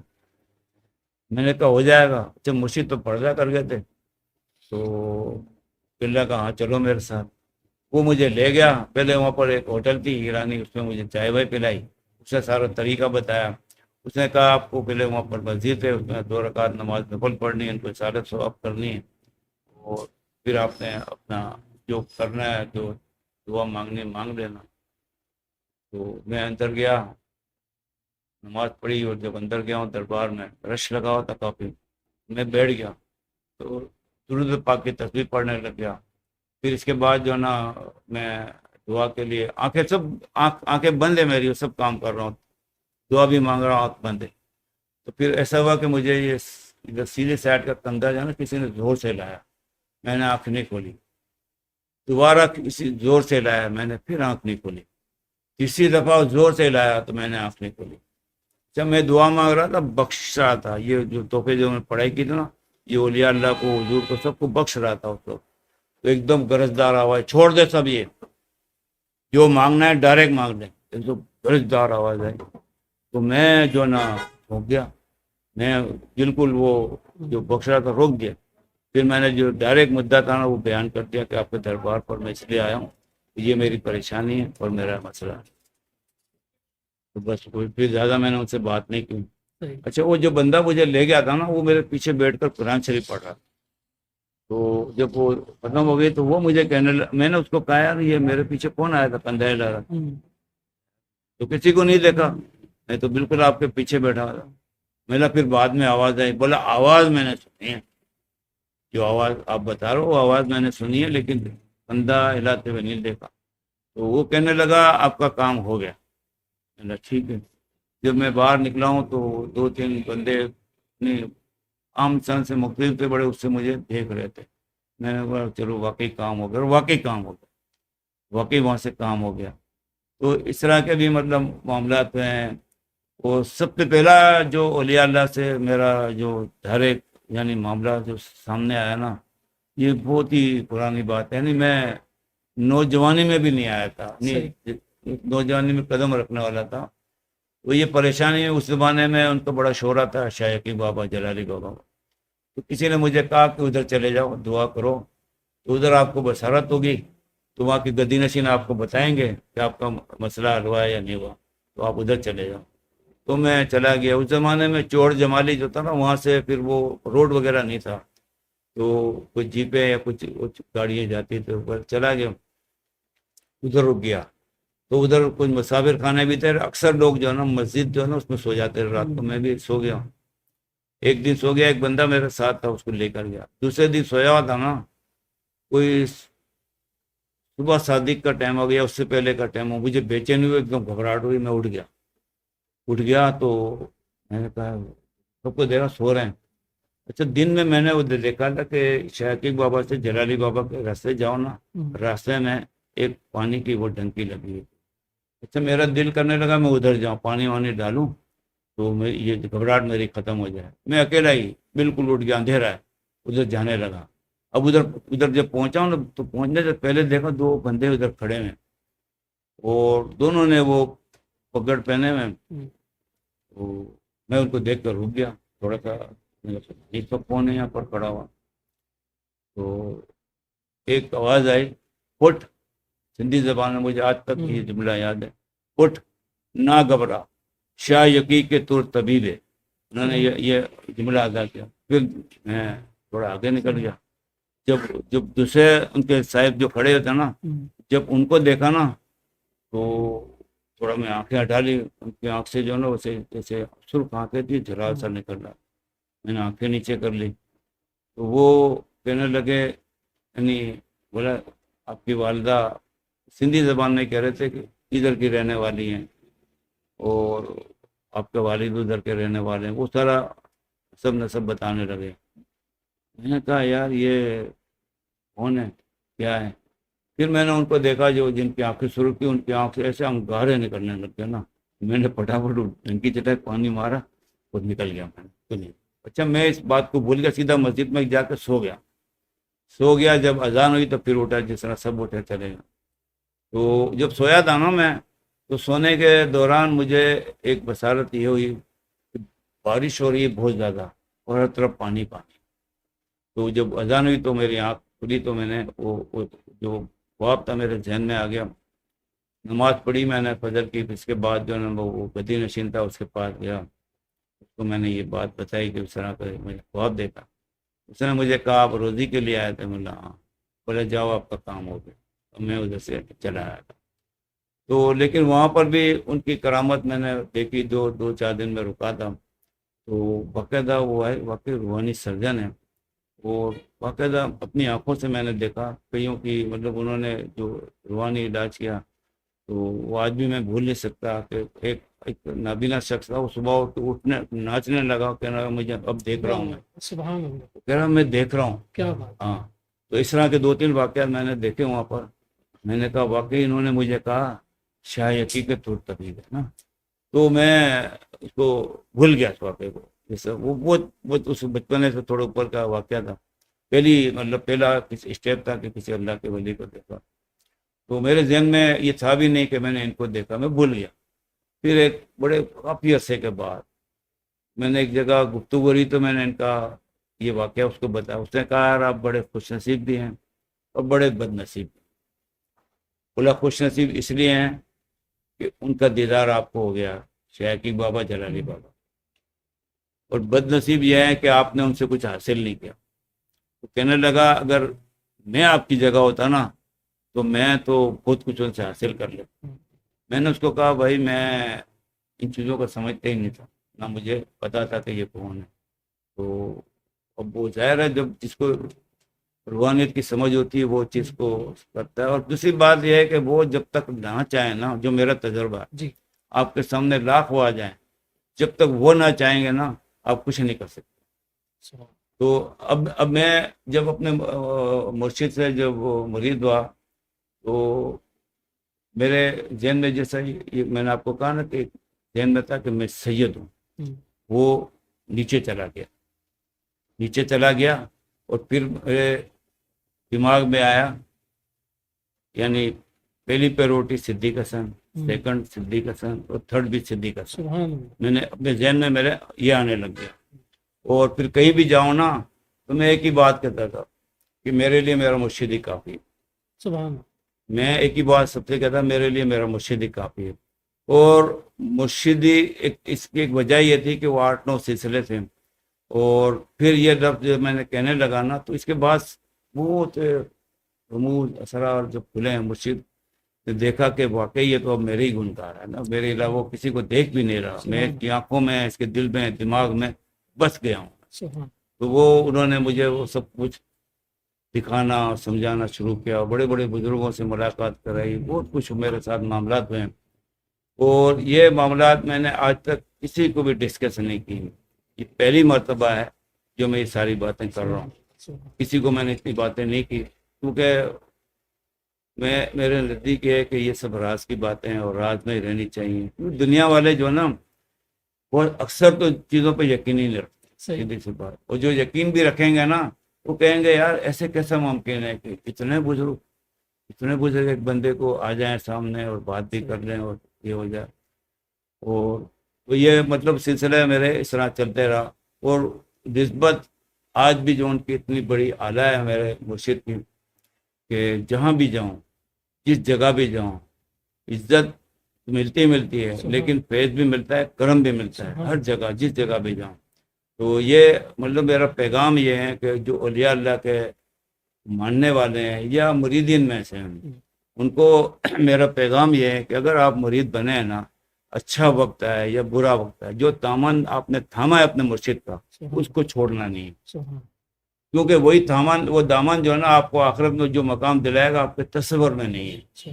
وہ آپ کو جو ہے نا کہاں سے کہاں ملا دے گا، کہاں کہاں پہنچائے گا، کن کن درباروں میں پہنچائے گا، آپ کو حضور تک پہنچا دے گا، پیارے آقا کی بارگاہ تک پہنچا دے گا. تو اس میں تھوڑی سختی آئے گی، اس کو بھی آپ کو جھیلنا ہے. تو اچھے حالات آ جائیں جب بھی آپ کو جھیلنا ہے. تو یہ عام جو مرید ہیں ان کے لیے میرا پیغام ہے کہ جب آپ کسی کے ہاتھ میں اپنا ہاتھ دیتے ہیں، ان کا دامن پکڑتے ہیں، تو شیطان جو نا بہت سے وسوسے ڈالتا ہے. تو ان وسوسوں کو آپ کو رد کرنا بہت ضروری ہے. اس لائن میں جو نا رحمانی لائن میں یعنی شیطان کا انٹر ہونا لازم ہے، اس کی مداخلت ہو، اس کی مدد. کیونکہ وہ اللہ کا ایک ولی اگر بنا نا، سمجھو وہ شیطان کی موت ہے. صحیح بات، بالکل. تو وہ شیطان جو ہے نا وہ کبھی بھی نہیں چاہے گا، وہ روکے گا آپ کو نا. اور اولیاء اللہ کے جو آستانے ہیں نا، یہ مزارات ہیں، یہ آستانے خاص طور پر، کیونکہ یہاں رہنمائی ہوتی ہے. تو یہ فیکٹری ہے، یعنی یہاں سے اولیاء اللہ کے ولی بن کے نکلتے ہیں آستانوں سے. تو وہاں پر وہ اس کا فیکٹر شیطان کا بڑا وار کرتا ہے، بہت کچھ دماغ گھماتا ہے. بڑی بڑی یعنی میں نے یہ دیکھا ہے محنتیں، ریاضتیں، یعنی امتحانات سے گزرا ہوا بندہ بھی اس کے بقائے میں آ کر سب کچھ کھو دیتا ہے. تو کوشش کریں، اگر جو کچھ بھی آپ کر رہے ہیں آپ سختی سے نہ گھبرائیں. بس یہ سوچے جس کو میں نے اپنا ہاتھ دیا ہے وہ اللہ کا ولی ہے، وہ مجھے کبھی بھی گرنے نہیں دے گا، وہ مجھے اٹھائے رکھے گا. اس دنیا میں نہیں، آخرت میں بھی آپ کو اعلیٰ مقام بنائے گا، قبر میں بھی آپ کی تاریخی نہیں ہونے دے گا. یعنی ہر جہاں کی آپ کو بھلائی ملے گی اس کو. تو یہ یعنی ان مریدوں کے لیے پیغام ہے جو تھوڑے سے ڈگمگا جاتے ہیں، ڈگمگا جاتے ہیں، پتہ نہیں یہ ہوگا، یہ نہیں ہوگا، یہ ہوگا. یعنی ڈگمگانا نہیں ہے، یقین کامل جو ہے نا وہ بہت ضروری ہے. جیسے بھی کہوں گا جملہ، جسے ہندو میں وہ بدھ کو بھگوان کہتے ہیں نا، ان کا یقین کامل ہے کہ یہ اللہ، یہ بھگوان ہے. اللہ کہتا ہے میں تو بدھ میں بھی ہوں، تو بندہ میرا جس طریقے سے مانگ رہا ہے میں تجھے دے رہا ہوں. تو اللہ کے ولی کے لیے بھی ایسا یقین کامل ہونا چاہیے کہ جو کچھ ملنا ہے مجھے اس در سے ملے گا. تو پھر وہ آپ کی اللہ کا ولی آپ کے دل کو بھی پڑھے گا، آپ کے دماغ کو بھی پڑھے گا. اس کو آپ کی زبان کی ضرورت نہیں، وہ تو دل و دماغ پڑتا ہے کہ اندر سے یہ کیا ہے. جب وہ جب پڑھے گا تو پھر وہ آپ کی نظر اس پہ جائے گی کہ یہ واقعی اس طرف راغب ہو رہا ہے. پھر اس کی رہنمائی آپ کو ملتی چلی جائے گی اور آپ روحانیت میں آگے بڑھتے چلے جاؤ گے. تو پھر روحانیت کا جو سلسلہ ہے اس میں بہت سی چیزیں قبل از وقت آگاہی ہوتی ہے. اس میں بہت ساری چیزیں ایسی ہوتی ہیں کہ قبل از وقت آگاہی ہو جاتی ہے کہ یہ ہونے والا ہے، یہ نہیں ہونے والا، یہ ہوگا، وہ ہوگا.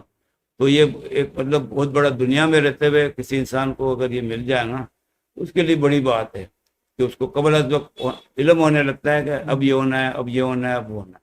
یہ بڑی یہ ایک طرح سے آزمائش بھی اس کو کہیں گے، معلومات جو ہے وہ بسا اوقات آزمائش بھی بن جاتی ہے. جی.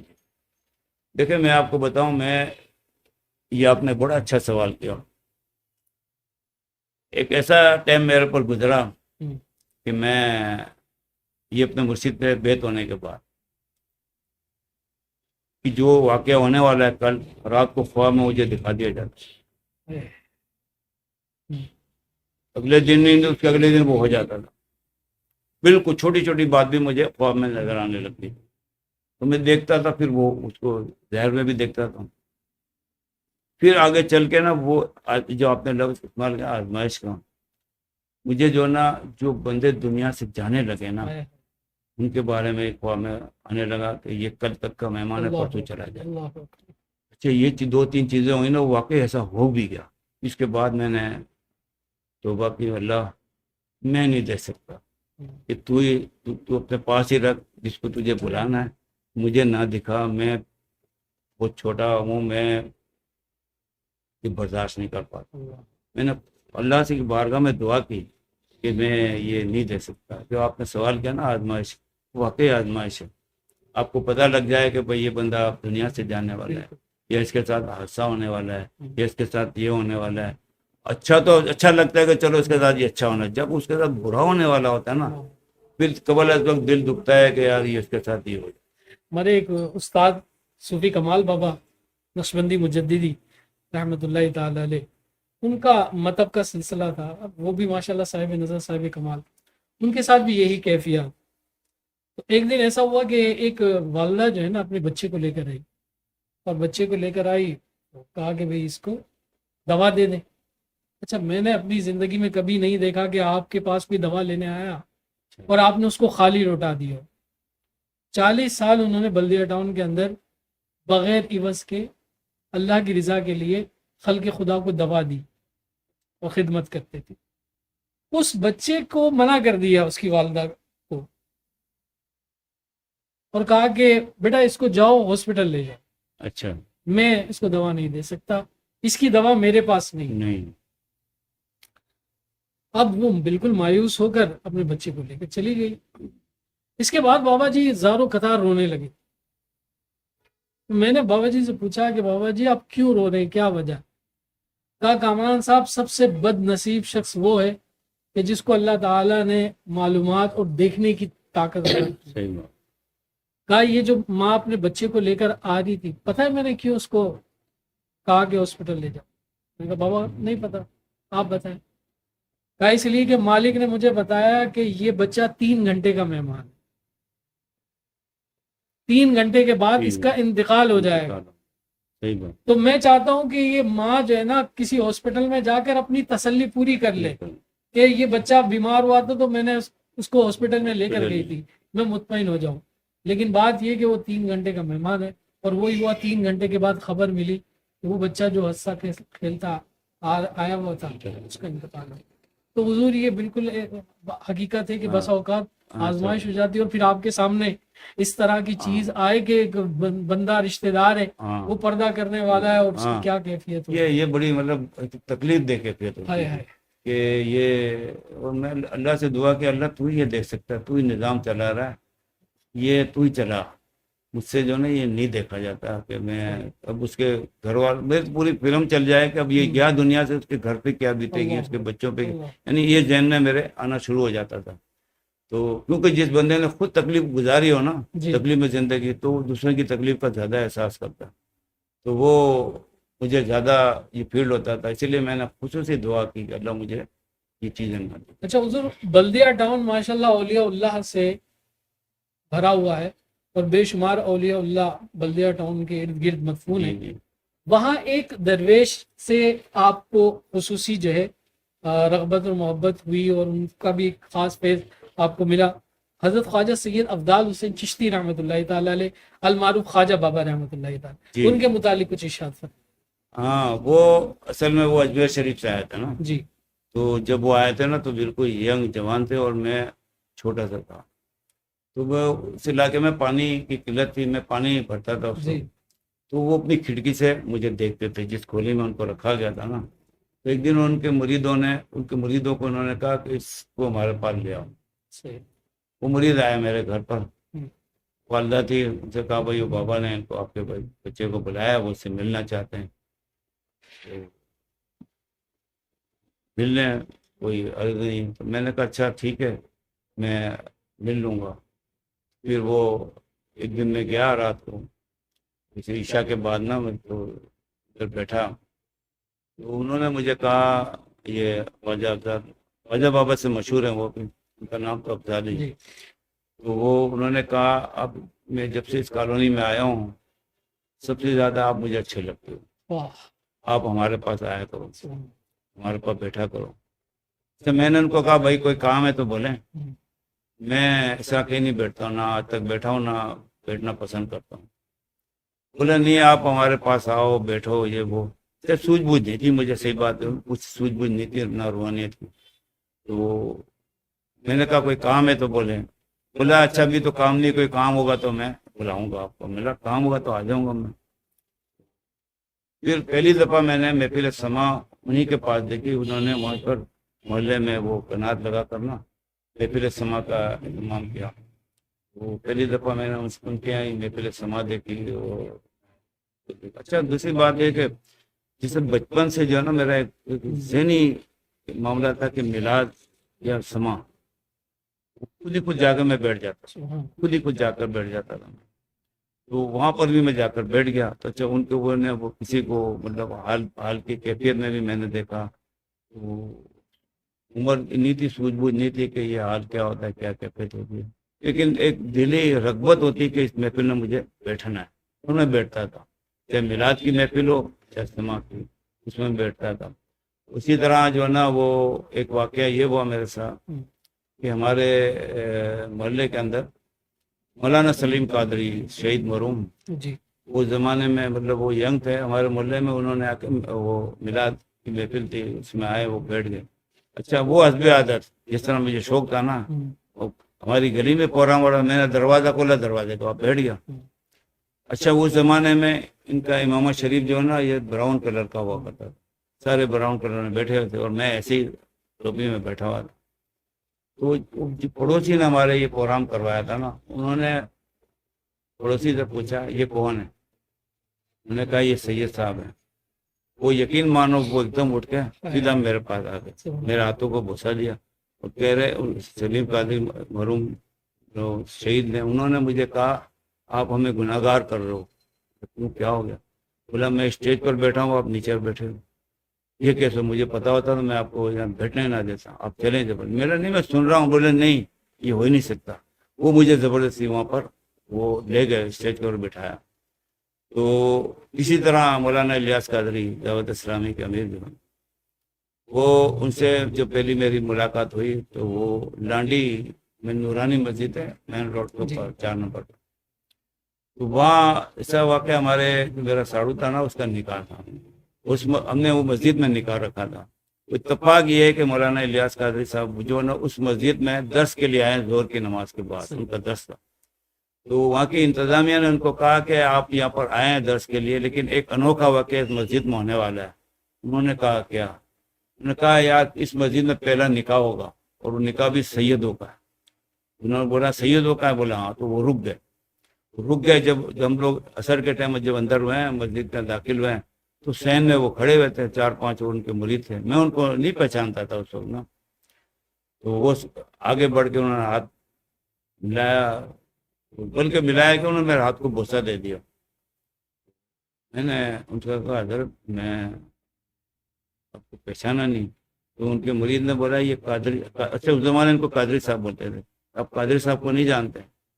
میرا کون؟ وہ گلزار حبیب والے. بولا ہاں. میرا یار معاف کرنا، میں نے آپ کو دیکھا نہیں تھا، پہچانا نہیں. بہت اچھا ہوا آپ سے ملاقات ہوئی. انہوں نے مجھے کہا کہ میں یہاں پہلی دفعہ درس دینے آیا تھا زور میں، تو میں انتظامیہ نے مجھے کہا یہ سیدوں کا نکاح ہے، تو میں رک گیا. میرے لیے اعزاز کی بات ہوگی کہ میں سیدوں کے نکاح میں بیٹھوں، آپ مجھے اجازت دیں. میں نے کہا بسم اللہ بھائی، اجازت کی کیا بات ہے، آپ بیٹھے ہیں، ہماری خوشی ہوگی ہمیں بھی. تو وہ نکاح میں بیٹھے، شریک ہوئے. جب نکاح ختم ہو گیا، مبارکباد دی، انہوں نے پھر میرے ہاتھوں کو بوسہ دیا. انہوں نے کہا میرے لیے دعا کر. اللہ آپ کو جو کام آپ کر رہے ہیں آپ کو بلندی عطا فرمائے. پھر انہوں نے مجھ سے ایک بات کہی کہ آپ گلزار حبیب آئیں. میں چپ ہو گیا. میں نے کہا قاضی صاحب میں آپ سے یہ وعدہ نہیں کر سکتا. بولے کیوں؟ بولے میں نے کوئی غلط بات، میں نے غلط بات نہیں ہے، میں کھڑا ہوا مسجد میں اور میں وعدہ کر لوں اور ادھر نہ پہنچ سکوں کسی وجہ سے تو میں اللہ کا مجرم ہو جاؤں. انہوں نے منہ سے ایک دم واہ یہ تو کوئی سوچتا ہی نہیں ہے، انہوں نے اپنے لہجے میں یہ بات مجھے کی. میں نے کہا اگر حکم ہوا اللہ کا میں ضرور آؤں گا، وعدہ نہیں کرتا ہوں آپ سے. یہ میری سے ملاقات ہوئی تھی اس سے بھی. تو یہ مطلب نہ میں کسی تنظیم کا ممبر کسی کا بھی نہیں رہا ہوں. تو جو سنیوں کے لیول کے حوالے سے جتنے لوگ ہیں وہ اچھے طریقے سے ملے ہیں مجھ سے. تو یہ قدرتی مطلب ایک پیدائشی عمل جو نا میرا ساتھ یہ معاملہ روحانیت کا چلتا رہا. اچھا قبلہ میاں حضور دامت برکات میں قدسیہ سے آپ کی کس طرح ملاقات ہوئی شیخ طارق صاحب سے؟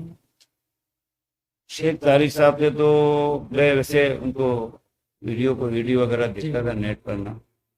ملاقات میری جب یہ خانقاہ میں آیا تھا نا وہی میری پہلی ملاقات تھی.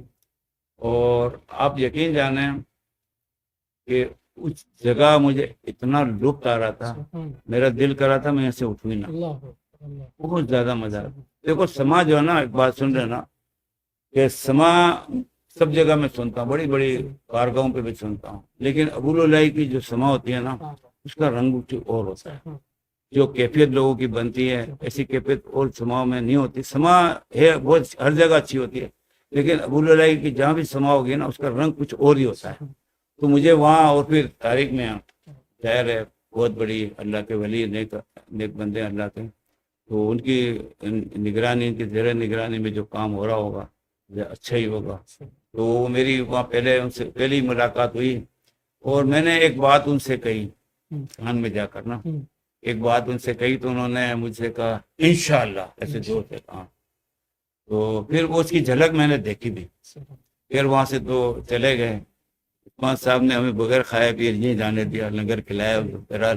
پھر ہم چلے گئے. جب وہ عرس آیا عثمان میاں کا تو وہ عیدگاہ گراؤنڈ میں عرس منایا تھا نا، تو وہاں جب گئے تو جو میں نے ان سے بات کہی تھی نا کان میں، اس کی تھوڑی سی جھلک مجھے ادھر نظر آئی. جب جھلک نظر آئی نہیں، یہ میرے دل کی تمنا ہے جو میں نے ان کو بات کی تھی نا، میں بہت زیادہ خوش ہوا. اتنا خوش ہو رہا تھا اندر ہی اندر. میں نے کہا یار یہ جو میں چاہ رہا ہوں یہاں پر وہ رنگ میں دیکھ رہا ہوں. تو میں ان کے پاس بھی گیا، میں نے ان کے ہاتھوں کو بوسہ دیا تاریخ میں. اس بات کے اوپر جو میں نے ان کو کہی تھی اس کی جھلک میں وہاں نظر آ رہی تھی. میں نے کہا جو میں نے ان کو کہا وہ یہاں پر مجھے نظر آ رہا ہے. تو میں نے اسے مطلب صرف یہ کہا تھا کہ آپ دعا کریں، لیکن انہوں نے اس طرح کہا تھا انشاءاللہ، بڑے زور سے بولا تھا. تو وہاں ان کی یہ دوسری مطلب میری وہاں پر ملاقات سامنے ہوئی تھی ظاہر میں. ہاں باطن میں ان سے ہمارے آستانے میں نے دیکھا. اللہ کے ولی ہیں، بہت مقام ہے، رتبہ اعلیٰ، اور بڑی انہوں نے محنت کی ہے، بڑا کام کیا ہے. اس سلسلے کے لیے بہت زیادہ کام کیا، بہت زیادہ، اور نظر بھی آتا ہے. اور اتنی محنت ہر بندہ کر نہیں سکتا جو انہوں نے کی ہے، کیونکہ میں نے آپ کو پہلے کہا کہ شیطان بہت بڑی رکاوٹ ہوتا ہے.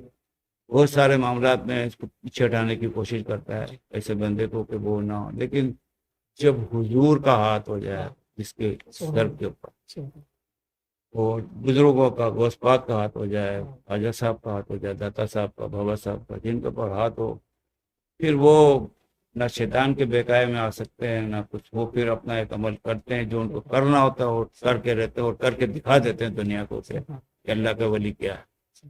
تو وہ میں جتنا ہمارے سلسلے کے جو بزرگ ہیں نا، میں بہت زیادہ لائک کرتا ہوں میاں جی کو، تاریخ میاں کو بہت زیادہ. میں ان کا مطلب فین بھی ہوں، اور بہت اچھا کام کیا انہوں نے. یہ میں کراچی کے حوالے سے میں بات کر رہا ہوں، باقی وہاں انڈیا تو میں گیا نہیں ہوں. ہمارا اصل سلسلہ تو وہیں پر ہے انڈیا میں. یہ تو ایک شاخ ہے، یہ شاخ بھی تھوڑی سی پھیل رہی ہے. تو میں نے اسی حوالے سے ان کو ایک بات کی تھی کہ یہ بھی تاج والوں کا شہر بن جائے، بینسوری شریف کی طرح. اس کے اوپر ان کا انشاءاللہ. تو وہاں پر جو عیدگاہ میں جو مجھے بہت سارے تاج والے نظر آئے، تو مجھے بہت زیادہ خوشی ہوئی تھی کہ چلو یہ سلسلہ چل رہا ہے. جو ہمارے دادا مرشد نے جو کام کیا سلسلے کے لیے، یعنی انسانی آنکھ جو نا، میں ابھی بھی نیٹ کے اوپر دیکھتا. ہمارے جو مرشد میں نے آپ کو کہا نا، وہ ایک بات کرتے تھے کہ آپ کے دادا میاں کے آگے ہمیں کوئی جچا ہی نہیں. وہی کی بات کرتے تھے نا. اس وقت نہ یہ نیٹ تھا، نہ ٹیلی فون تھا، نہ یہ موبائل تھا، کوئی دور نہیں تھا. تو ہم ان کی بات سنتے تو بڑے واقعات بھی وہ بتاتے تھے. ان کے بہت سے واقعات ایسے بتاتے تھے کہ ہم دنگ رہ جاتے تھے، ایسا ممکن ہے. لیکن اب جب نیٹ کا دور آ گیا، تو فیس بک ہے یا یوٹیوب ہے اور کوئی بھی اس پہ چینل ہوتا ہے، تو اس کے اندر جب وہاں اس کا جو منظر میں دیکھتا ہوں نا، تو میں بہت زیادہ خوش ہوتا ہوں کہ یہ تاج ہی تاج نظر آ رہا ہے.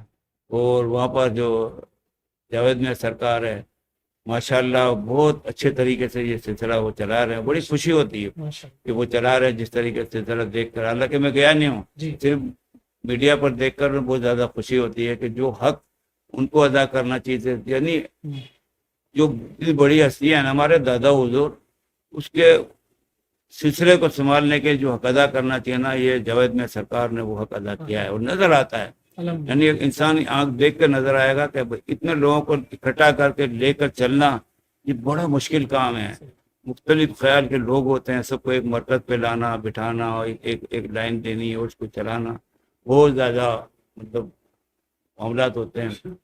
تو وہاں پر ایک دن میں نے ابھی ان کا نام اور ابھی بھی ان کی ویڈیو آتی ہے، تو وہاں پر دادا میاں کے اس کا شاید موقع تھا، مزار شریف تو بڑا مجمع تھا، تو وہ بیان کر رہے تھے، تو انہوں نے جاوید میاں سرکار کی بڑی تعریف کی، لیکن ایک بات انہوں نے کہی، اتنا بڑا مجمع ہے لاکھوں کا، بے شک جاوید میاں سرکار اس سلسلے کو اچھی طریقے چلا رہے ہیں، ماننا پڑے گا، یہ انہوں نے یہ کہا، لیکن میرا سوال اس لاکھوں کے مجمع سے یہ ہے کہ تم میں سے دوسرا خواجہ حسن کوئی کیوں نہیں بن سکا؟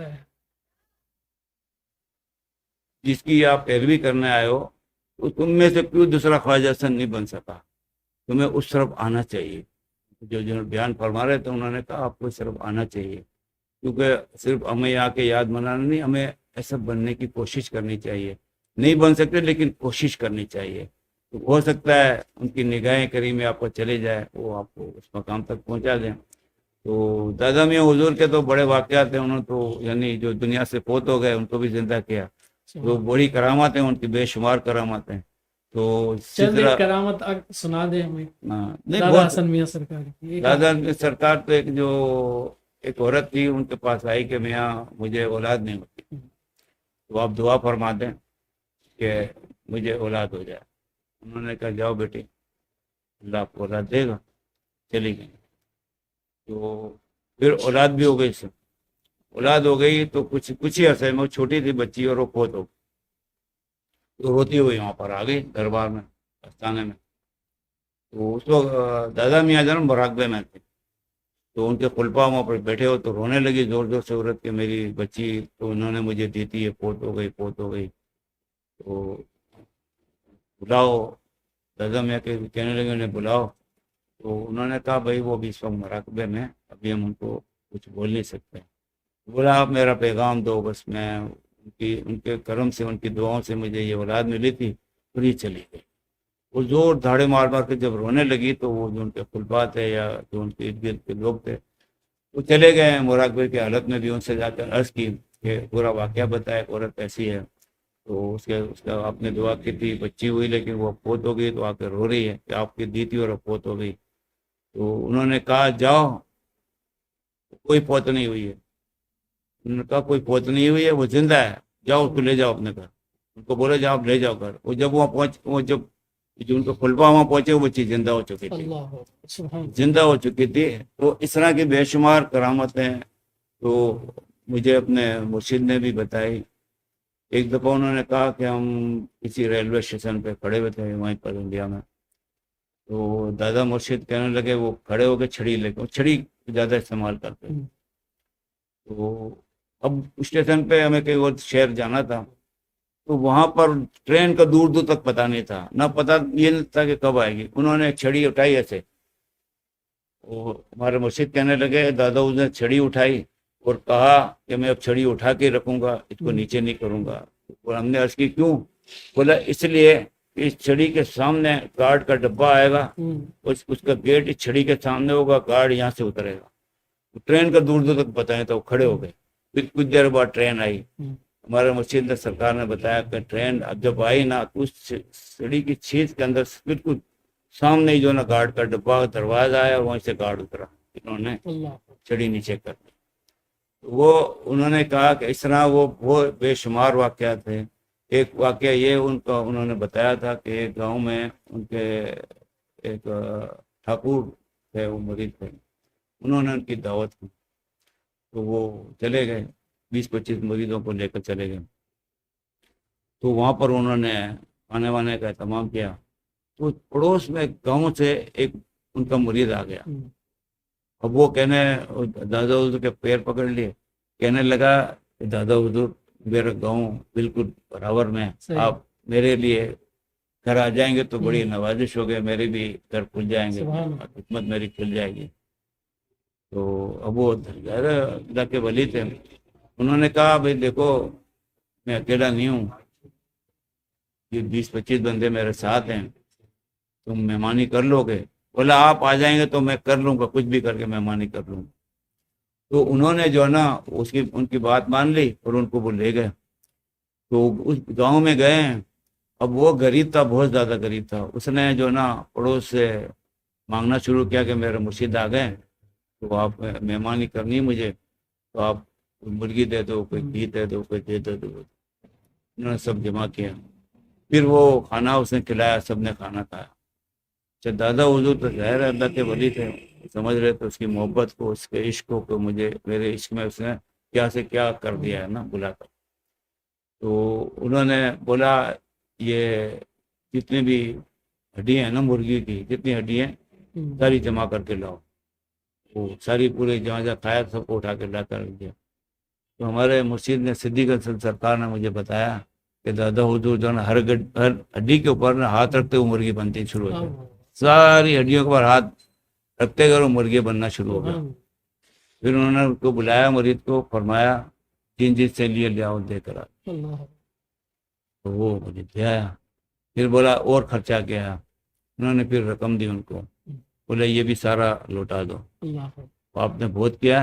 اور میں آپ کی اللہ کی بارگاہ میں دعا کرتا ہوں اللہ آپ کے حالات میں بہتری لائے, رزق کے معاملات بہتر کریں. تو مرشد ہمارے یہ فرماتے تھے جس کے لیے وہ دعا کر دیں نا وہ دعا قبول ہو جاتی ہے. زبان مطلب یہ تھی کہ جہاں بھی جائیں, جس جگہ بھی جائیں نا, پتہ لگ جائے گا خواجہ حسن سرکار آ گئے, تو مجمع لگ جاتا تھا. یہ مسلمان نہیں, ہندو, سکھ, عیسائی بھی آ جاتے تھے, صرف اس چکر میں کہ یہ دعا سب کے لیے کریں گے, ہمارا کام بن جائے گا, ہمارا کام بن جائے گا. تو وہ دعا کرتے تھے تو وہ کام سب کا بنتا تھا. جب غیر مسلم کا کام بنتا تھا تو ان کا ایمان آتا گیا, ہمارے دین کے اوپر, دین اسلام پر ایمان آتا گیا, اور وہ داخل اسلام ہونا شروع ہو گئے. کئی لوگوں کو انہوں نے داخل اسلام اسی طرح صرف دعا کی بدولت سے, کہ اللہ نے ان کی زبان میں ایسی تاثیر رکھی تھی کہ جو بھی دعا مانگتے تھے وہ قبولیت کے درجے پہ چلی جاتی تھی. تو یہ سلسلہ بہت زیادہ پھیلا. حالانکہ ان سے پہلے شاہ عنایت کیا ہے, نبی رضا صاحب ہیں, تو ان کی بھی انہوں نے خدمت کیا, دادا حسین نبی رضا صاحب کی. لیکن جو مقام یہ لے گئے نا, انہوں نے بہت زیادہ پھیلا دیا, اپنی کرامت سے سلسلے کو پھیلا دیا. اور آپ دیکھیں کراچی تو بالکل الگ ہے, ملک کے الگ ہے نا, شہر الگ ہے, تو یہاں بھی یہ سلسلہ پھیل رہا ہے. اصل پیچھے بھی خواجہ حسن سرکار سب کے پیچھے. تو وہ سلسلہ اب اس کی شاخیں نکلی ہیں, نکل نکل کے پھیل رہی ہیں, چلتی جا رہی ہیں. اور انشاءاللہ یہ شاخیں ساری دنیا میں پھیلے. انشاءاللہ. شاہ صاحب, مجھے ایک واقعہ ہوا تھا خواجہ حسن سرکار کا, جی, مدینہ منورہ میں. جی, محمد کمال صاحب جو خلیفہ تھے صدیق حسن سرکار کے, جو ان کی ملاقات ہوئی تھی اور جو انہوں نے صدیق حسن سرکار کے بارے میں وہ بھی ایک مرتبہ سنا دیں. انہوں نے یہ کہا تھا کہ محمد کمال جو ہے نا مدینہ گیا تو اسے وہاں پر دادا حضور سے ملاقات ہوئی. تو اس نے آ کر کئی لوگوں نے اس کو پہلے پوچھا کہ کیا بات ہوئی. بولا میں اپنے مرشد کو بتاؤں گا. تو وہ ہمارے سرکار کے پاس آئے, وہ خلیفہ محمد کمال. تو انہوں نے ہمارے مرشد سے باتیں کہی کہ مجھے دادا حضور ملے تھے مدینہ میں اور بہت ساری باتیں کی. تو انہوں نے بولا کیا کہا. بولا انہوں نے جب مجھ سے ساری باتیں کی تو بولے کہاں سے آئے ہو. میں بولا کراچی سے آیا ہوں. کس کے مرید ہو. انہوں نے صدیق حسن سے. اچھا, ملا صدیق کے مرید ہو.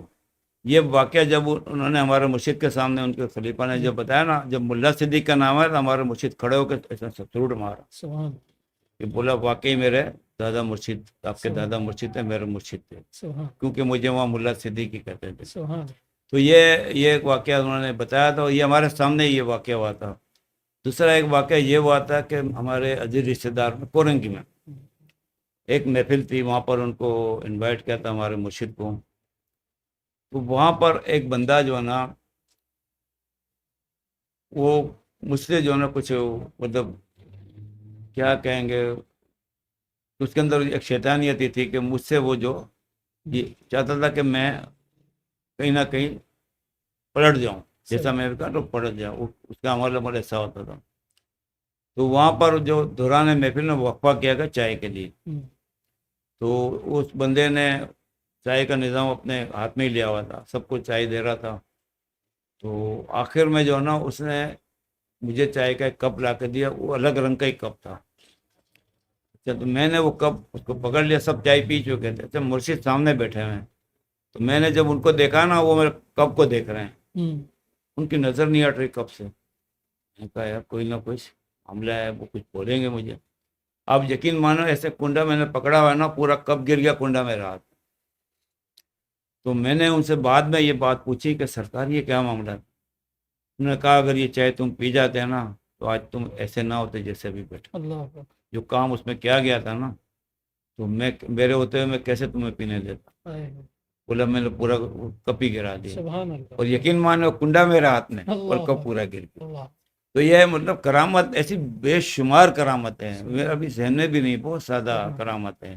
تو لیکن بات یہ کہ درویشی فقیری بہت زیادہ, اتنی زیادہ درویشی فقیری, کبھی میں ان کا کہیں ذکر بھی کر دوں نا کہ ہمارے مرشد ایسے ہیں ویسے ہیں, تو وہ جب میں جاؤں نا چاہے ایک مہینے بعد بھی, تو مجھے بتائیں گے فلانا دن فلانی تاریخ اتنے بجے اتنے منٹ اتنے سیکنڈ آپ نے یہ گفتگو کی, اور اتنے منٹ اتنے سیکنڈ تک یہ آپ کی گفتگو ہوتی رہی, اور آپ نے یہ باتیں میرے متعلق کہی. تو آپ نے یہ کیوں کہی یہ بات؟ میں نے کہا سرکار آپ ایسے ہیں. میں نے ایسی بات آپ کی, ایسی آپ کو کوئی غلط بات تو نہیں کی. بولا نہ کسی کو نہ بتاؤ, کسی کو نہ بتاؤ کہ ہم کیا ہیں, اس لیے کہ آپ کو پتہ نہیں ہے. یہ جو لوگ ہیں نا, اگر ان کو میری اصل حقیقت پتہ لگ گئی نا, تو یہ میرے تبرک کے طور پر میری کپڑے بھی نوچ کے لے جائیں گے. یہ آپ یہ باتیں آپ کسی کو نہ بتایا کریں. تو انہوں نے مجھے پابند کیا. میں نے کہا سرکار میں آپ جیسے ہیں میں آپ کو وہی پیش کرتا ہوں. بولے نہیں مجھے سب پتہ ہے, لیکن آپ یہ باتیں نہ کریں, یہ مخصوص لوگوں تک ہی پتہ ہے کہ میں کیا ہوں اور کیا نہیں ہوں.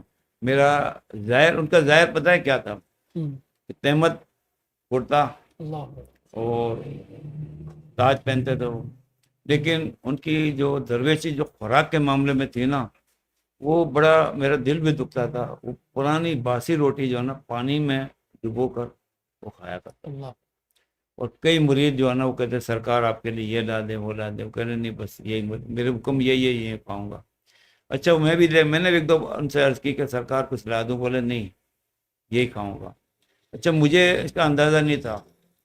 جب میرے پاس آیا نا یہ سلسلہ یا اس پہ چلانے کا معاملہ, تو مجھے ایک مرتبہ حکم ہوا کہ آپ نے بھی اب پانی روٹی کھانا ہے, اور میں آپ کو یہ اور چیز نہیں کھانی. ٹھیک ہے حکم ہے, سب کھانا شروع کیا. آپ یقین جانیں جو حکم پہ میں نے کھایا پانی روٹی نہ, اب قورمہ کچھ نہیں اس کے ساتھ, اس کے سامنے کوئی بھی چیز کچھ نہیں ہے. اس کا جو ذائقہ جو حکم پر میں نے کھایا, یعنی دیکھنے کو تو یہ لگ رہا ہے آپ پانی کے ساتھ کھا رہے ہیں, اس کا ذائقہ اتنا اچھا ہے کہ آپ کو یہ کھاتے جائے. تینوں ٹائم میں یہ کھاتا تھا. پھر انہوں نے بریک لگایا. جب ایک مرتبہ پھر پاک پتن میں جب برس میں گئے نا, تو وہاں پر حکم آ گیا کہ یہاں بھی آپ نے کھانا نہیں کھانا, آپ نے یہ پانی روٹی کھانی تینوں ٹائم. تو وہ ایسے ہی میں دربار میں بیٹھا ہوں, تو وہ ٹائم ہو جائے تو پھر پانی اور روٹی شروع ہو جاؤ. اچھا وہ سب جانتے ہیں لنگر والے بھی, وہ میرے پائے بولے بابا جی آپ یہ کیوں کھا رہے ہیں, ہم آپ کو لنگر دیتے ہیں. میں نے کہا جی بھائی یہی میری خوراک ہے, یہ میرا حکم ہے. اور یہ صابر سرکار کے حجرے کے سامنے بیٹھا ہوں, ان کا جو حکم ہے وہ کر رہا ہوں. تو وہ پانی روٹی یقین جانے اتنا ذائقہ اس کے اندر, اتنا ذائقہ کہ بندہ تصور نہیں کر سکتا. اور بالکل انداز سے بالکل کلیئر ٹھنڈا سکون والا وہ کھانا ہوتا تھا. پھر بعد میں وہ پتہ لگتا تھا کہ اس سے روحانیت بھی ملتی ہے. لیکن وہ ویسے کھاؤ گے تو نہیں مزہ, کیونکہ جب حکم ہوگا, جب حکم آئے گا نا کہ آپ نے یہ کھانا ہے, تو پھر آپ کھاؤ اس کو. اس کا لطف تو اس کا ذائقہ آپ کو کسی بھی چیز میں نہیں ملے گا جو پانی اور روٹی میں ملے گا. یہ میرا اپنا ذاتی مشاہدہ ہے, کیونکہ میں اپنے مرشد کو دیکھ کر نا مجھے بڑا دل دکھتا تھا. لیکن آج میں سوچتا ہوں مجھے پھر حکم ہو, مجھے پھر حکم ہو میں پانی روٹی کھاؤں. اس کا ذائقہ ہی کچھ اور ہے. تو اللہ والوں کی یعنی دیکھنے والی آنکھ اور ہوتی ہے اور عمل والی آنکھ اور ہوتی ہے. صرف خوراک میں بھی ایسے معاملہ ہوتا ہے. تو مرشد کی, ہمارے مرشد کے معاملہ ایسا تھا کہ ایک مصرع ہے وہ کلام میں کیا بولتے ہیں, سوچو تو بادشاہ دیکھو تو فقیر. یعنی دیکھو گے تو آپ کو فقیر لگے گا, لیکن جب سوچو گے تو بادشاہ, کیونکہ وہ جو منہ سے کہہ رہا ہے وہ پورا ہو رہا ہے. یہ تو بادشاہ بھی سب کچھ پورا نہیں کر سکتا. وہ جو کہہ رہا ہے وہ ہو رہا ہے, جو کہہ رہا ہے وہ ہو رہا ہے. اور ایسے کئی معاملات میں نے دیکھے، کئی معاملات دیکھے ہیں. میں نے ان کا ایک عمل دیکھا، ناپ کو چڑھانے کا. ایک عورت آئی بڑی، ایک جوان بچے روتی ہوئی گلی کے کونے سے روتی ہوئی، پیر صاحب پیر صاحب پیر صاحب. وہ آگے ہم لوگ بیٹھے ہوئے تھے. بولا کیا ہوا؟ وہ بولے میں لوٹی گئی، میں برباد ہو گئی، میرا بیٹا مر جائے گا، یہ ہو گیا. بڑے اسپتالوں میں علاج کرایا، پیروں فقیروں پہ درباروں پہ گئی، یہ بچہ میرا صحیح نہیں ہو رہا.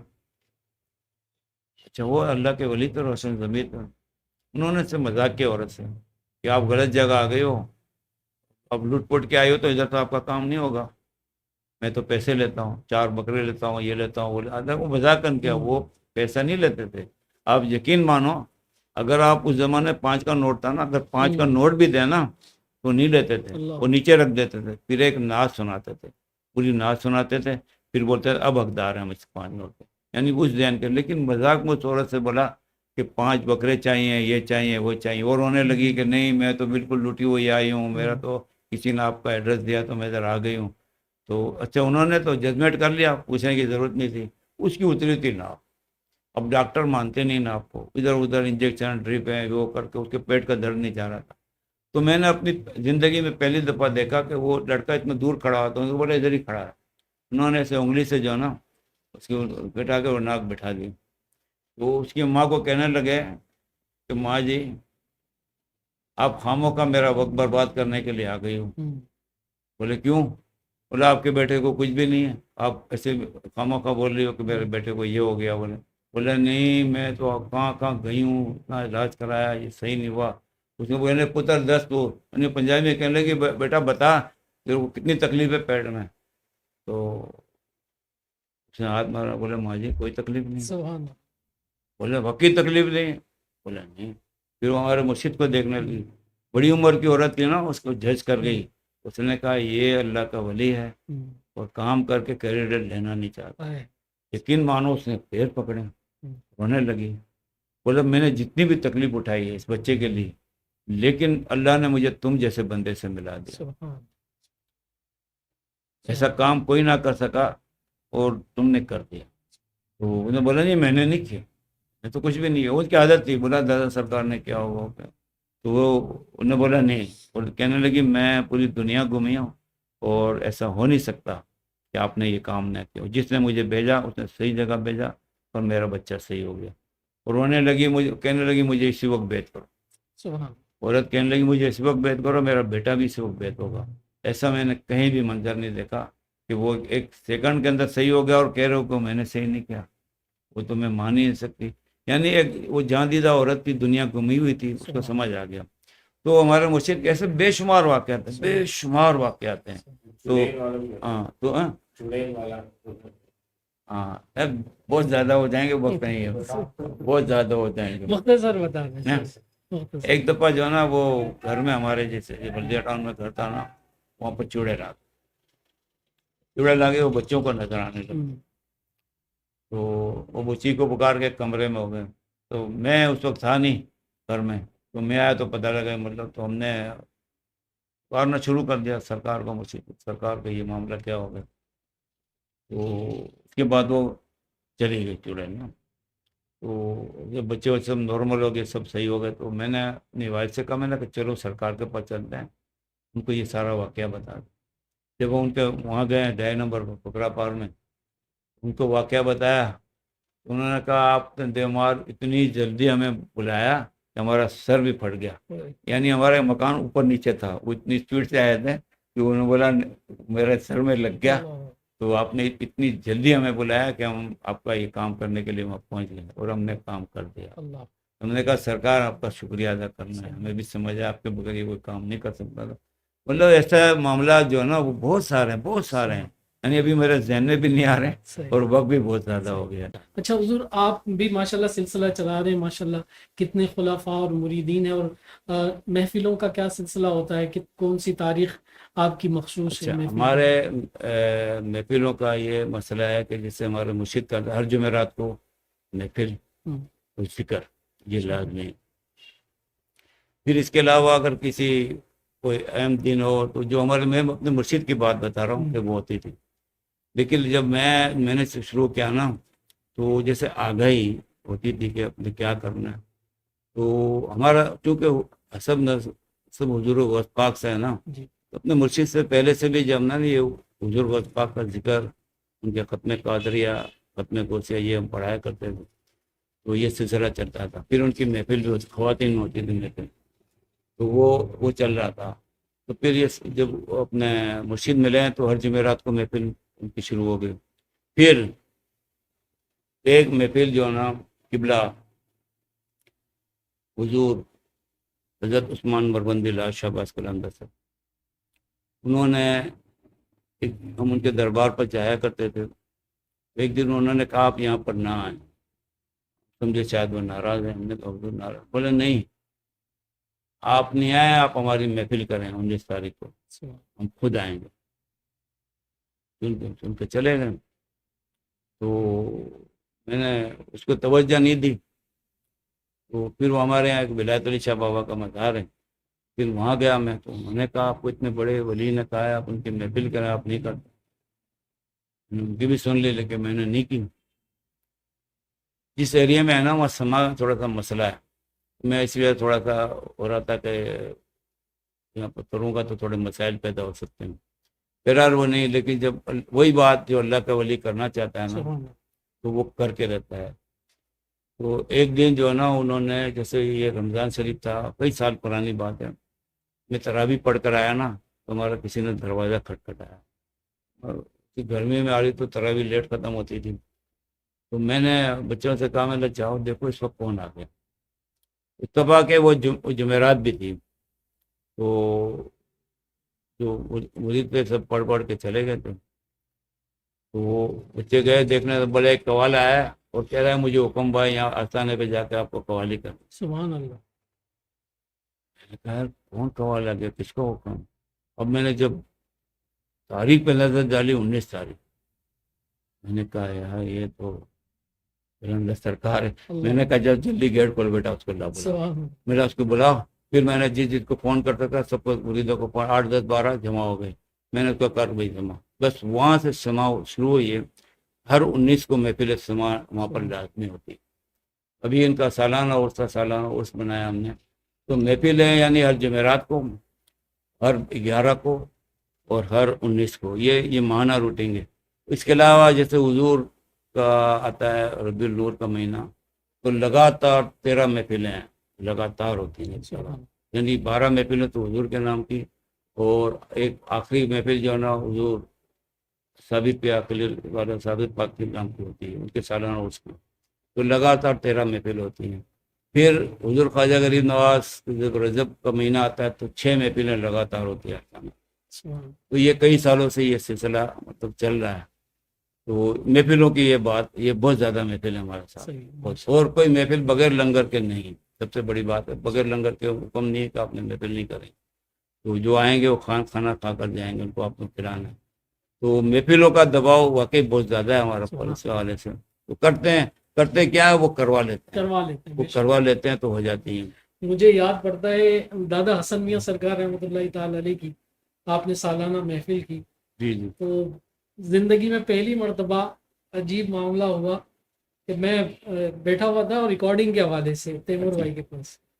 تو میں نے کہا یار آج ریکارڈنگ نہیں کرتے ہیں, آج ایسا ہو رہا ہے کہ سالانہ محفل ہے دادا حسن میاں سرکار کی, محفل میں جانا ہے, اب یہ نہیں پتا کہاں جانا ہے. اچھا. میں نے کہا یار چلو چلتے ہیں کہیں.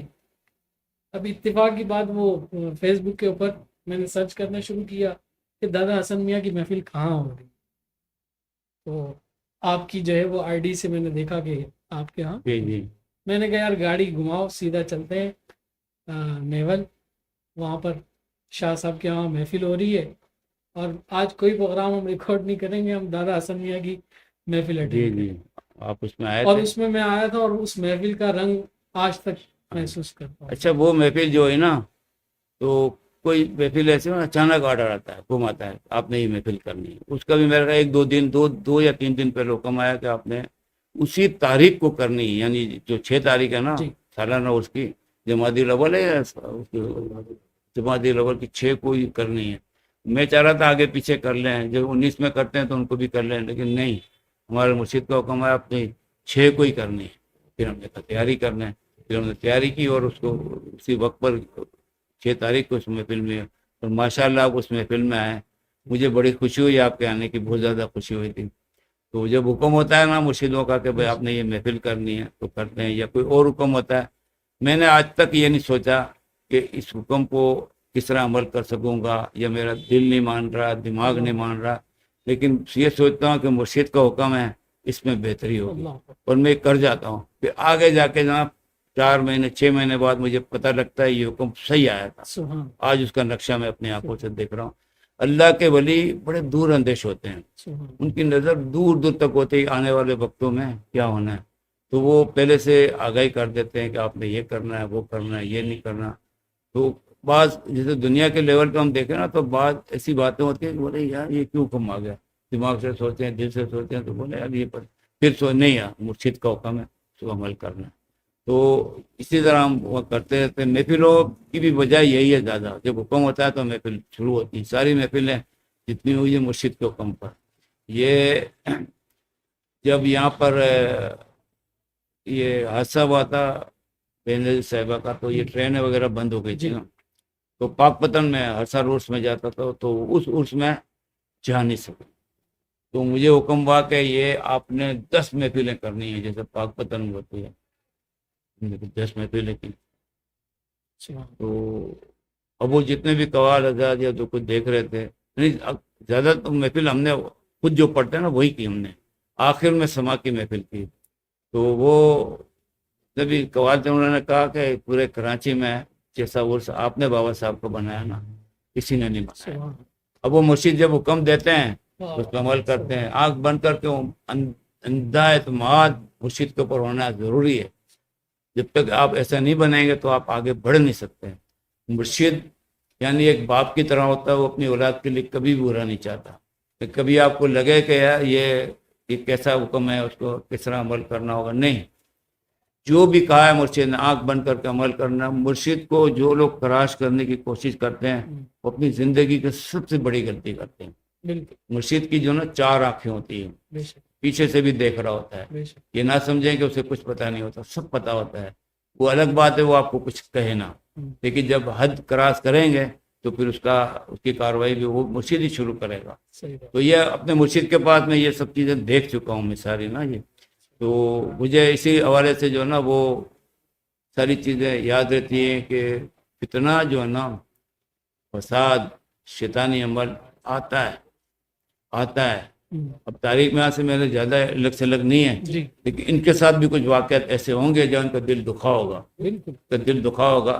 کیونکہ دل دکھتا ہے جب جس کو آپ اپنا کہیں, اپنے کر کے آگے بڑھائے اور آپ کے اگینسٹ کھڑا ہو تو دل دکھتا ہے. تو میں یہ اسی لیے میں نے یہ کہا تھا مریدوں کے لیے پیغام اسی لیے جاتا کہ مرشد کا جب دامن تھاما ہے نا تو تھامے رکھو. وہ آپ کو ایسی جگہ لے جائے گا آپ تصور بھی نہیں کر سکتے, لیکن صبر کے ساتھ, انتظار کے ساتھ. تو وہ آج بے صبر ہوتے ہیں تو وہ آگے پیچھے ہو جاتے ہیں. پھر ایک درس میں دنیا کو اپنے مریدوں کو یہ بھی دیتا ہوں, اس دنیا کا مالک اللہ ہے, وہ ہمارا خالق ہے. سب کچھ کائنات پوری اللہ کی ہے, اور اس کی حکم کی ہم بہت نافرمانی کرتے ہیں, بے شمار نافرمانی کر جاتے ہیں, لیکن صبر کرتا ہے, درگزر کرتا ہے, برداشت کرتا ہے. جب اس میں یہ صفت ہے آپ اپنے اندر کیوں نہیں کر سکتے؟ جو یہ صفت اپنے اندر کرے گا تو اللہ کہے گا یہ تو میری طرح ہو گیا, اللہ کا قرب اسے مل جائے گا. میں نے کہا یہ بڑا مشکل کام ہے دنیاوی اعتبار سے, صبر, درگزر, برداشت کرنا. کہ بعض معاملات میں انسان بولتا ہے یہ میرے لیے, میں نہیں سوچے نہیں کہ اللہ کا یہ عمل ہے, ہمارے نبی کا یہ عمل ہے. ہمارے نبی نے کتنی سختی جھیلی, کیا کچھ نہیں کہا گیا ان کے لیے, انہوں نے وہی صبر, درگزر, برداشت کیا. اور یہی چیز مجھے اپنے مرشد میں ملی. ان کا نام کے آگے ہی لکھا ہوا ہے صبر و رضا والے. آج بھی جو نا بہت زیادہ درگزر کرتے, بہت زیادہ. میں ان سے کہتا ہوں اتنا درگزر نہ کریں, یہ بگاڑ کا بھی سبب بن جاتا ہے. کہیں تو تھوڑا سا اس کو پٹڑی پہ لانے کی کوشش ہونی چاہیے. لیکن جو اللہ والے ہیں نا, صبر, درگزر والے, برداشت والے, تو وہ پھر یہی کام کرتے ہیں, صبر, درگزر. اب کربلا میں کیا ہے, صبر درگزر ہے نا. میں نے آپ سے پہلے بھی کہا وہ ہستیاں جیسے ہاتھ اٹھانے کی دیر تھی, دعا قبول ہو جاتی. لیکن اس عمل سے گزریں کہ آنے والی نسل جو مسلمانوں کی ہے نا وہ سمجھ لیں کہ ہمیں قربانی دینی ہے. اگر دین کو بچانا ہے تو قربانی دینی ہے. جب حضور کے نواسے یہ قربانی دے سکتے تو ہماری کیا حیثیت ہے. تو یہ ایک پیغام ہے. تو لوگ ان چیزوں سے ہٹ جاتے ہیں. اب دیکھیں آپ جب واعظ ہوگا تو بڑی سنیں گے, بعض لوگ روتے بھی ہیں, سب کچھ ہوتا ہے. لیکن اس موجودہ دنیا میں آپ دیکھیں فلسطین میں کیا ہو رہا ہے. ایک طرح کی کربلا ہی ہے نا وہ. کتنے بندے شہید ہو رہے ہیں, پانی بند ہے ان کا, خوراک بند ہے ان کا, سب کچھ بند ہے. 57 اسلامی ممالک ہیں. کوئی بھی نہیں کہہ رہا کہ ان فلسطینیوں کو ہمارے ملک میں آ جاؤ, آپ یہاں رہ لو. وہ شہید پہ شہید ہوتے جا رہے ہیں. وجہ یہ کہ نصیب میں نہیں ہے. جو شہید ہو رہے ہیں تو اللہ تو ان کے درجات بلند فرما رہا ہے نا, ان کی زندگی. لیکن جس طریقے سے ان کو اپنے پاس بلا رہا ہے, لیکن جس کو اللہ نے نوازا ہوا ہے, جن ملکوں کو, ان کے اوپر بہت بڑا اس وقت فرض ہے, وہ یہ ادا نہیں کر رہے ہیں. ان کو سوچنا چاہیے یہ وقت اگر تمہارے اوپر آ گیا اور ہر کوئی الگ الگ اپنی ڈپلی بجاتا رہا تو اس سب کے اوپر یہ کام ہو جائے گا. لیکن سوچ جو ہے نا محدود ہے, اسی سوچ پہ چل رہے ہیں. اور کربلا, میں سب سے یہ کہتا ہوں کہ کربلا واقعی بڑا دردناک منظر ہے. لیکن اب فلسطین میں موجودہ وقت میں جو ہو رہا ہے یہ بھی دردناک ہے. کون کے ساتھ کھڑا ہوا ہے؟ ہم واحد سننے میں تو رونا میں آتا ہے. اب کیوں رونا نہیں آتا؟ کیوں آواز نہیں اٹھ رہی؟ کیوں شور نہیں اٹھ رہا؟ کیوں مظاہرے نہیں ہو رہے ہیں؟ پہلے تو سب کچھ ہوتا, اب نہیں ہو رہا. سب ڈرے ہوئے ہیں, خوف کے مارے ہیں. کسی کو روٹی کے پیچھے لگا دیا ہے, کسی کو اس کے پیچھے لگا دیا ہے. فرصت ہوگی نہیں تو ادھر دیکھیں گے. تو اس قسم کے معاملات پیدا کر رہے ہیں. اللہ تعالیٰ سارے مسلمانوں کو توفیق دے, سب کو ایک بنا دے, نیک بنا دے. وہ سے یہ مسلکی مسائل بھی ہیں, تنظیمی مسائل بھی ہیں, تو ڈیوائڈ ہو چکے ہیں. یہ ڈیوائڈنس جو ہے نا وہ نقصان کر رہی ہے مسلمانوں کو, بڑا نقصان کر رہی. جو صوفیاء کرام نے جس طریقے سے جتنی محنت اور قربانیوں سے اس خطے میں یعنی بر صغیر میں, انڈیا, پاکستان, بنگلہ دیش میں یہ دین پھیلایا ہے. ہمارے نبی تو یہاں نہیں آئے نا, ان صوفیاء کرام نے یہ دین پھیلایا. آج سوچے کہ وہ ان کے اوپر کیا بہتری ہوگی جب کہیں گے یہ فلانے کی مسجد ہے, یہ فلانے کا مدرسہ ہے. مسجد تو اللہ کی ہے بھائی, لیکن ذہنوں میں ایسی باتیں بٹھا دی گئی ہیں, تفرقہ پیدا کر دیا گیا تاکہ یہ ایک نہ ہو سکیں. اور یہ اس میں کامیابی ہے. اللہ کی بارگاہ میں دعا یہی ہے کہ اللہ سارے مسلمانوں کو ایک اور نیک بنا دے اور ایک کر دے ان کو. آمین. ماشاءاللہ. جتنے بھی ہمارے ویورز ہیں وہ خصوصی طور پر دعا کیجئے شاہ صاحب کے لیے کہ اللہ تعالیٰ شاہ صاحب کو قوت خضری عطا فرمائے, آپ کا سایہ شفقت تعدیر ہمارے سروں پر قائم و دائم فرمائے, آپ کے علم میں, عمر میں خوب برکت وسعت عطا فرمائے. حضور دعا فرمائے. اعوذ باللہ من الشیطان الرجیم, بسم اللہ الرحمن الرحیم. اللہم صلی علی محمد وعلی آل محمد کما صلیت علی ابراہیم وعلی آل ابراہیم انکا حمید مجید. اللہم بارک علی محمد وعلی آل محمد کما بارکت علی ابراہیم وعلی آل ابراہیم انکا حمید مجید. اللہم ربنا آتنا فی الدنیا حسنۃ وفی الآخرۃ حسنۃ وقنا عذاب النار. قنا عذاب القبر وقنا عذاب الحشر وقنا الامتحان. یا اللہ یا عزیز یا غفار یا رب العالمین مولا کریم غفور رحیم. یا اللہ یا رحمان یا رحیم. یا ارحم الراحمین یا ارحم الراحمین یا ارحم الراحمین. یا ربنا یا ربنا یا ربنا یا ربنا یا ربنا. یا اللہ یا اللہ پاک, یا اللہ پاک تیری بارگاہ میں دعا ہے. یا اللہ پاک ماہ رمضان کا یہ مقدس مہینہ چل رہا ہے. یا اللہ پاک جتنے بھی مسلمان ہیں سب تمام کی خیر فرما, پوری دنیا کی خیر فرما, سب کو امن سلامتی کا یہ موقع عطا فرما کہ آپس میں پوری دنیا کا امن قائم رہے, آپس میں پیار و محبت سے رہیں, اتفاق سے رہیں, بالخصوص مسلمانوں میں اتفاق نصیب عطا فرما دے. یا اللہ ہم سب کو یعنی اپنے بزرگان دین اولیاء کرام کی عزت و تقدیم کرنے کی توفیق عطا فرما, اور ایسا کام ہرگز نہ کرنے کی توفیق عطا کر جس سے ہمارے بزرگان ناراض ہو یا ان کو ناراضگی کا اندیشہ ہو. یا اللہ ہم سب کو ایمان حلال روزی کھانے کی توفیق نصیب عطا فرما, ایمان کاملہ نصیب عطا فرما, عقل سلیم عطا فرما, صبر جمیل عطا فرما. یا اللہ ہم سب مسلمانوں کو یا اللہ شریعت کا علم عطا فرما، حقیقت کا علم عطا فرما، معرفت کا علم عطا فرما یا اللہ۔ روحانی اور ظاہری معاملات میں ہمیں کو سمجھنے کی، دین کے مطابق سمجھنے کی اور عمل کرنے کی توفیق عطا فرما یا اللہ پاک۔ ہم سب کو اپنے پیارے آقا کی سنتوں پر عمل کرنے والا بنا، ہمیں 5 وقتہ نمازی بنا، ہمیں اللہ کا ذکر کرنے والا بنا یا اللہ۔ ہمیں اپنے پیارے آقا حضرت محمد مصطفیٰ صلی اللہ علیہ وسلم کی سنتوں پر عمل کرنے والا بنا یا اللہ۔ ہمیں اپنے مرشدان کرام کے نقش قدم پر چلنے کی توفیق عطا کر، اولیاء کرام بزرگان دین کے بتائے ہوئے راستے پہ ہمیں چلنے کی توفیق عطا فرما یا اللہ۔ تمام مسلمانوں کی خیر فرما، سب کے حال پر رحم و کرم فرما، خصوصاً یا اللہ جو بھی کوتاہیاں غلطی ہم سب سے ہو چکی ہے دنیا میں رہتے ہوئے، جو گناہ ہو چکے ہیں یا اللہ، تیری بارگاہ میں دعائیں تمام کے گناہوں کو ماہ رمضان کی برکتوں سے معاف فرما دے،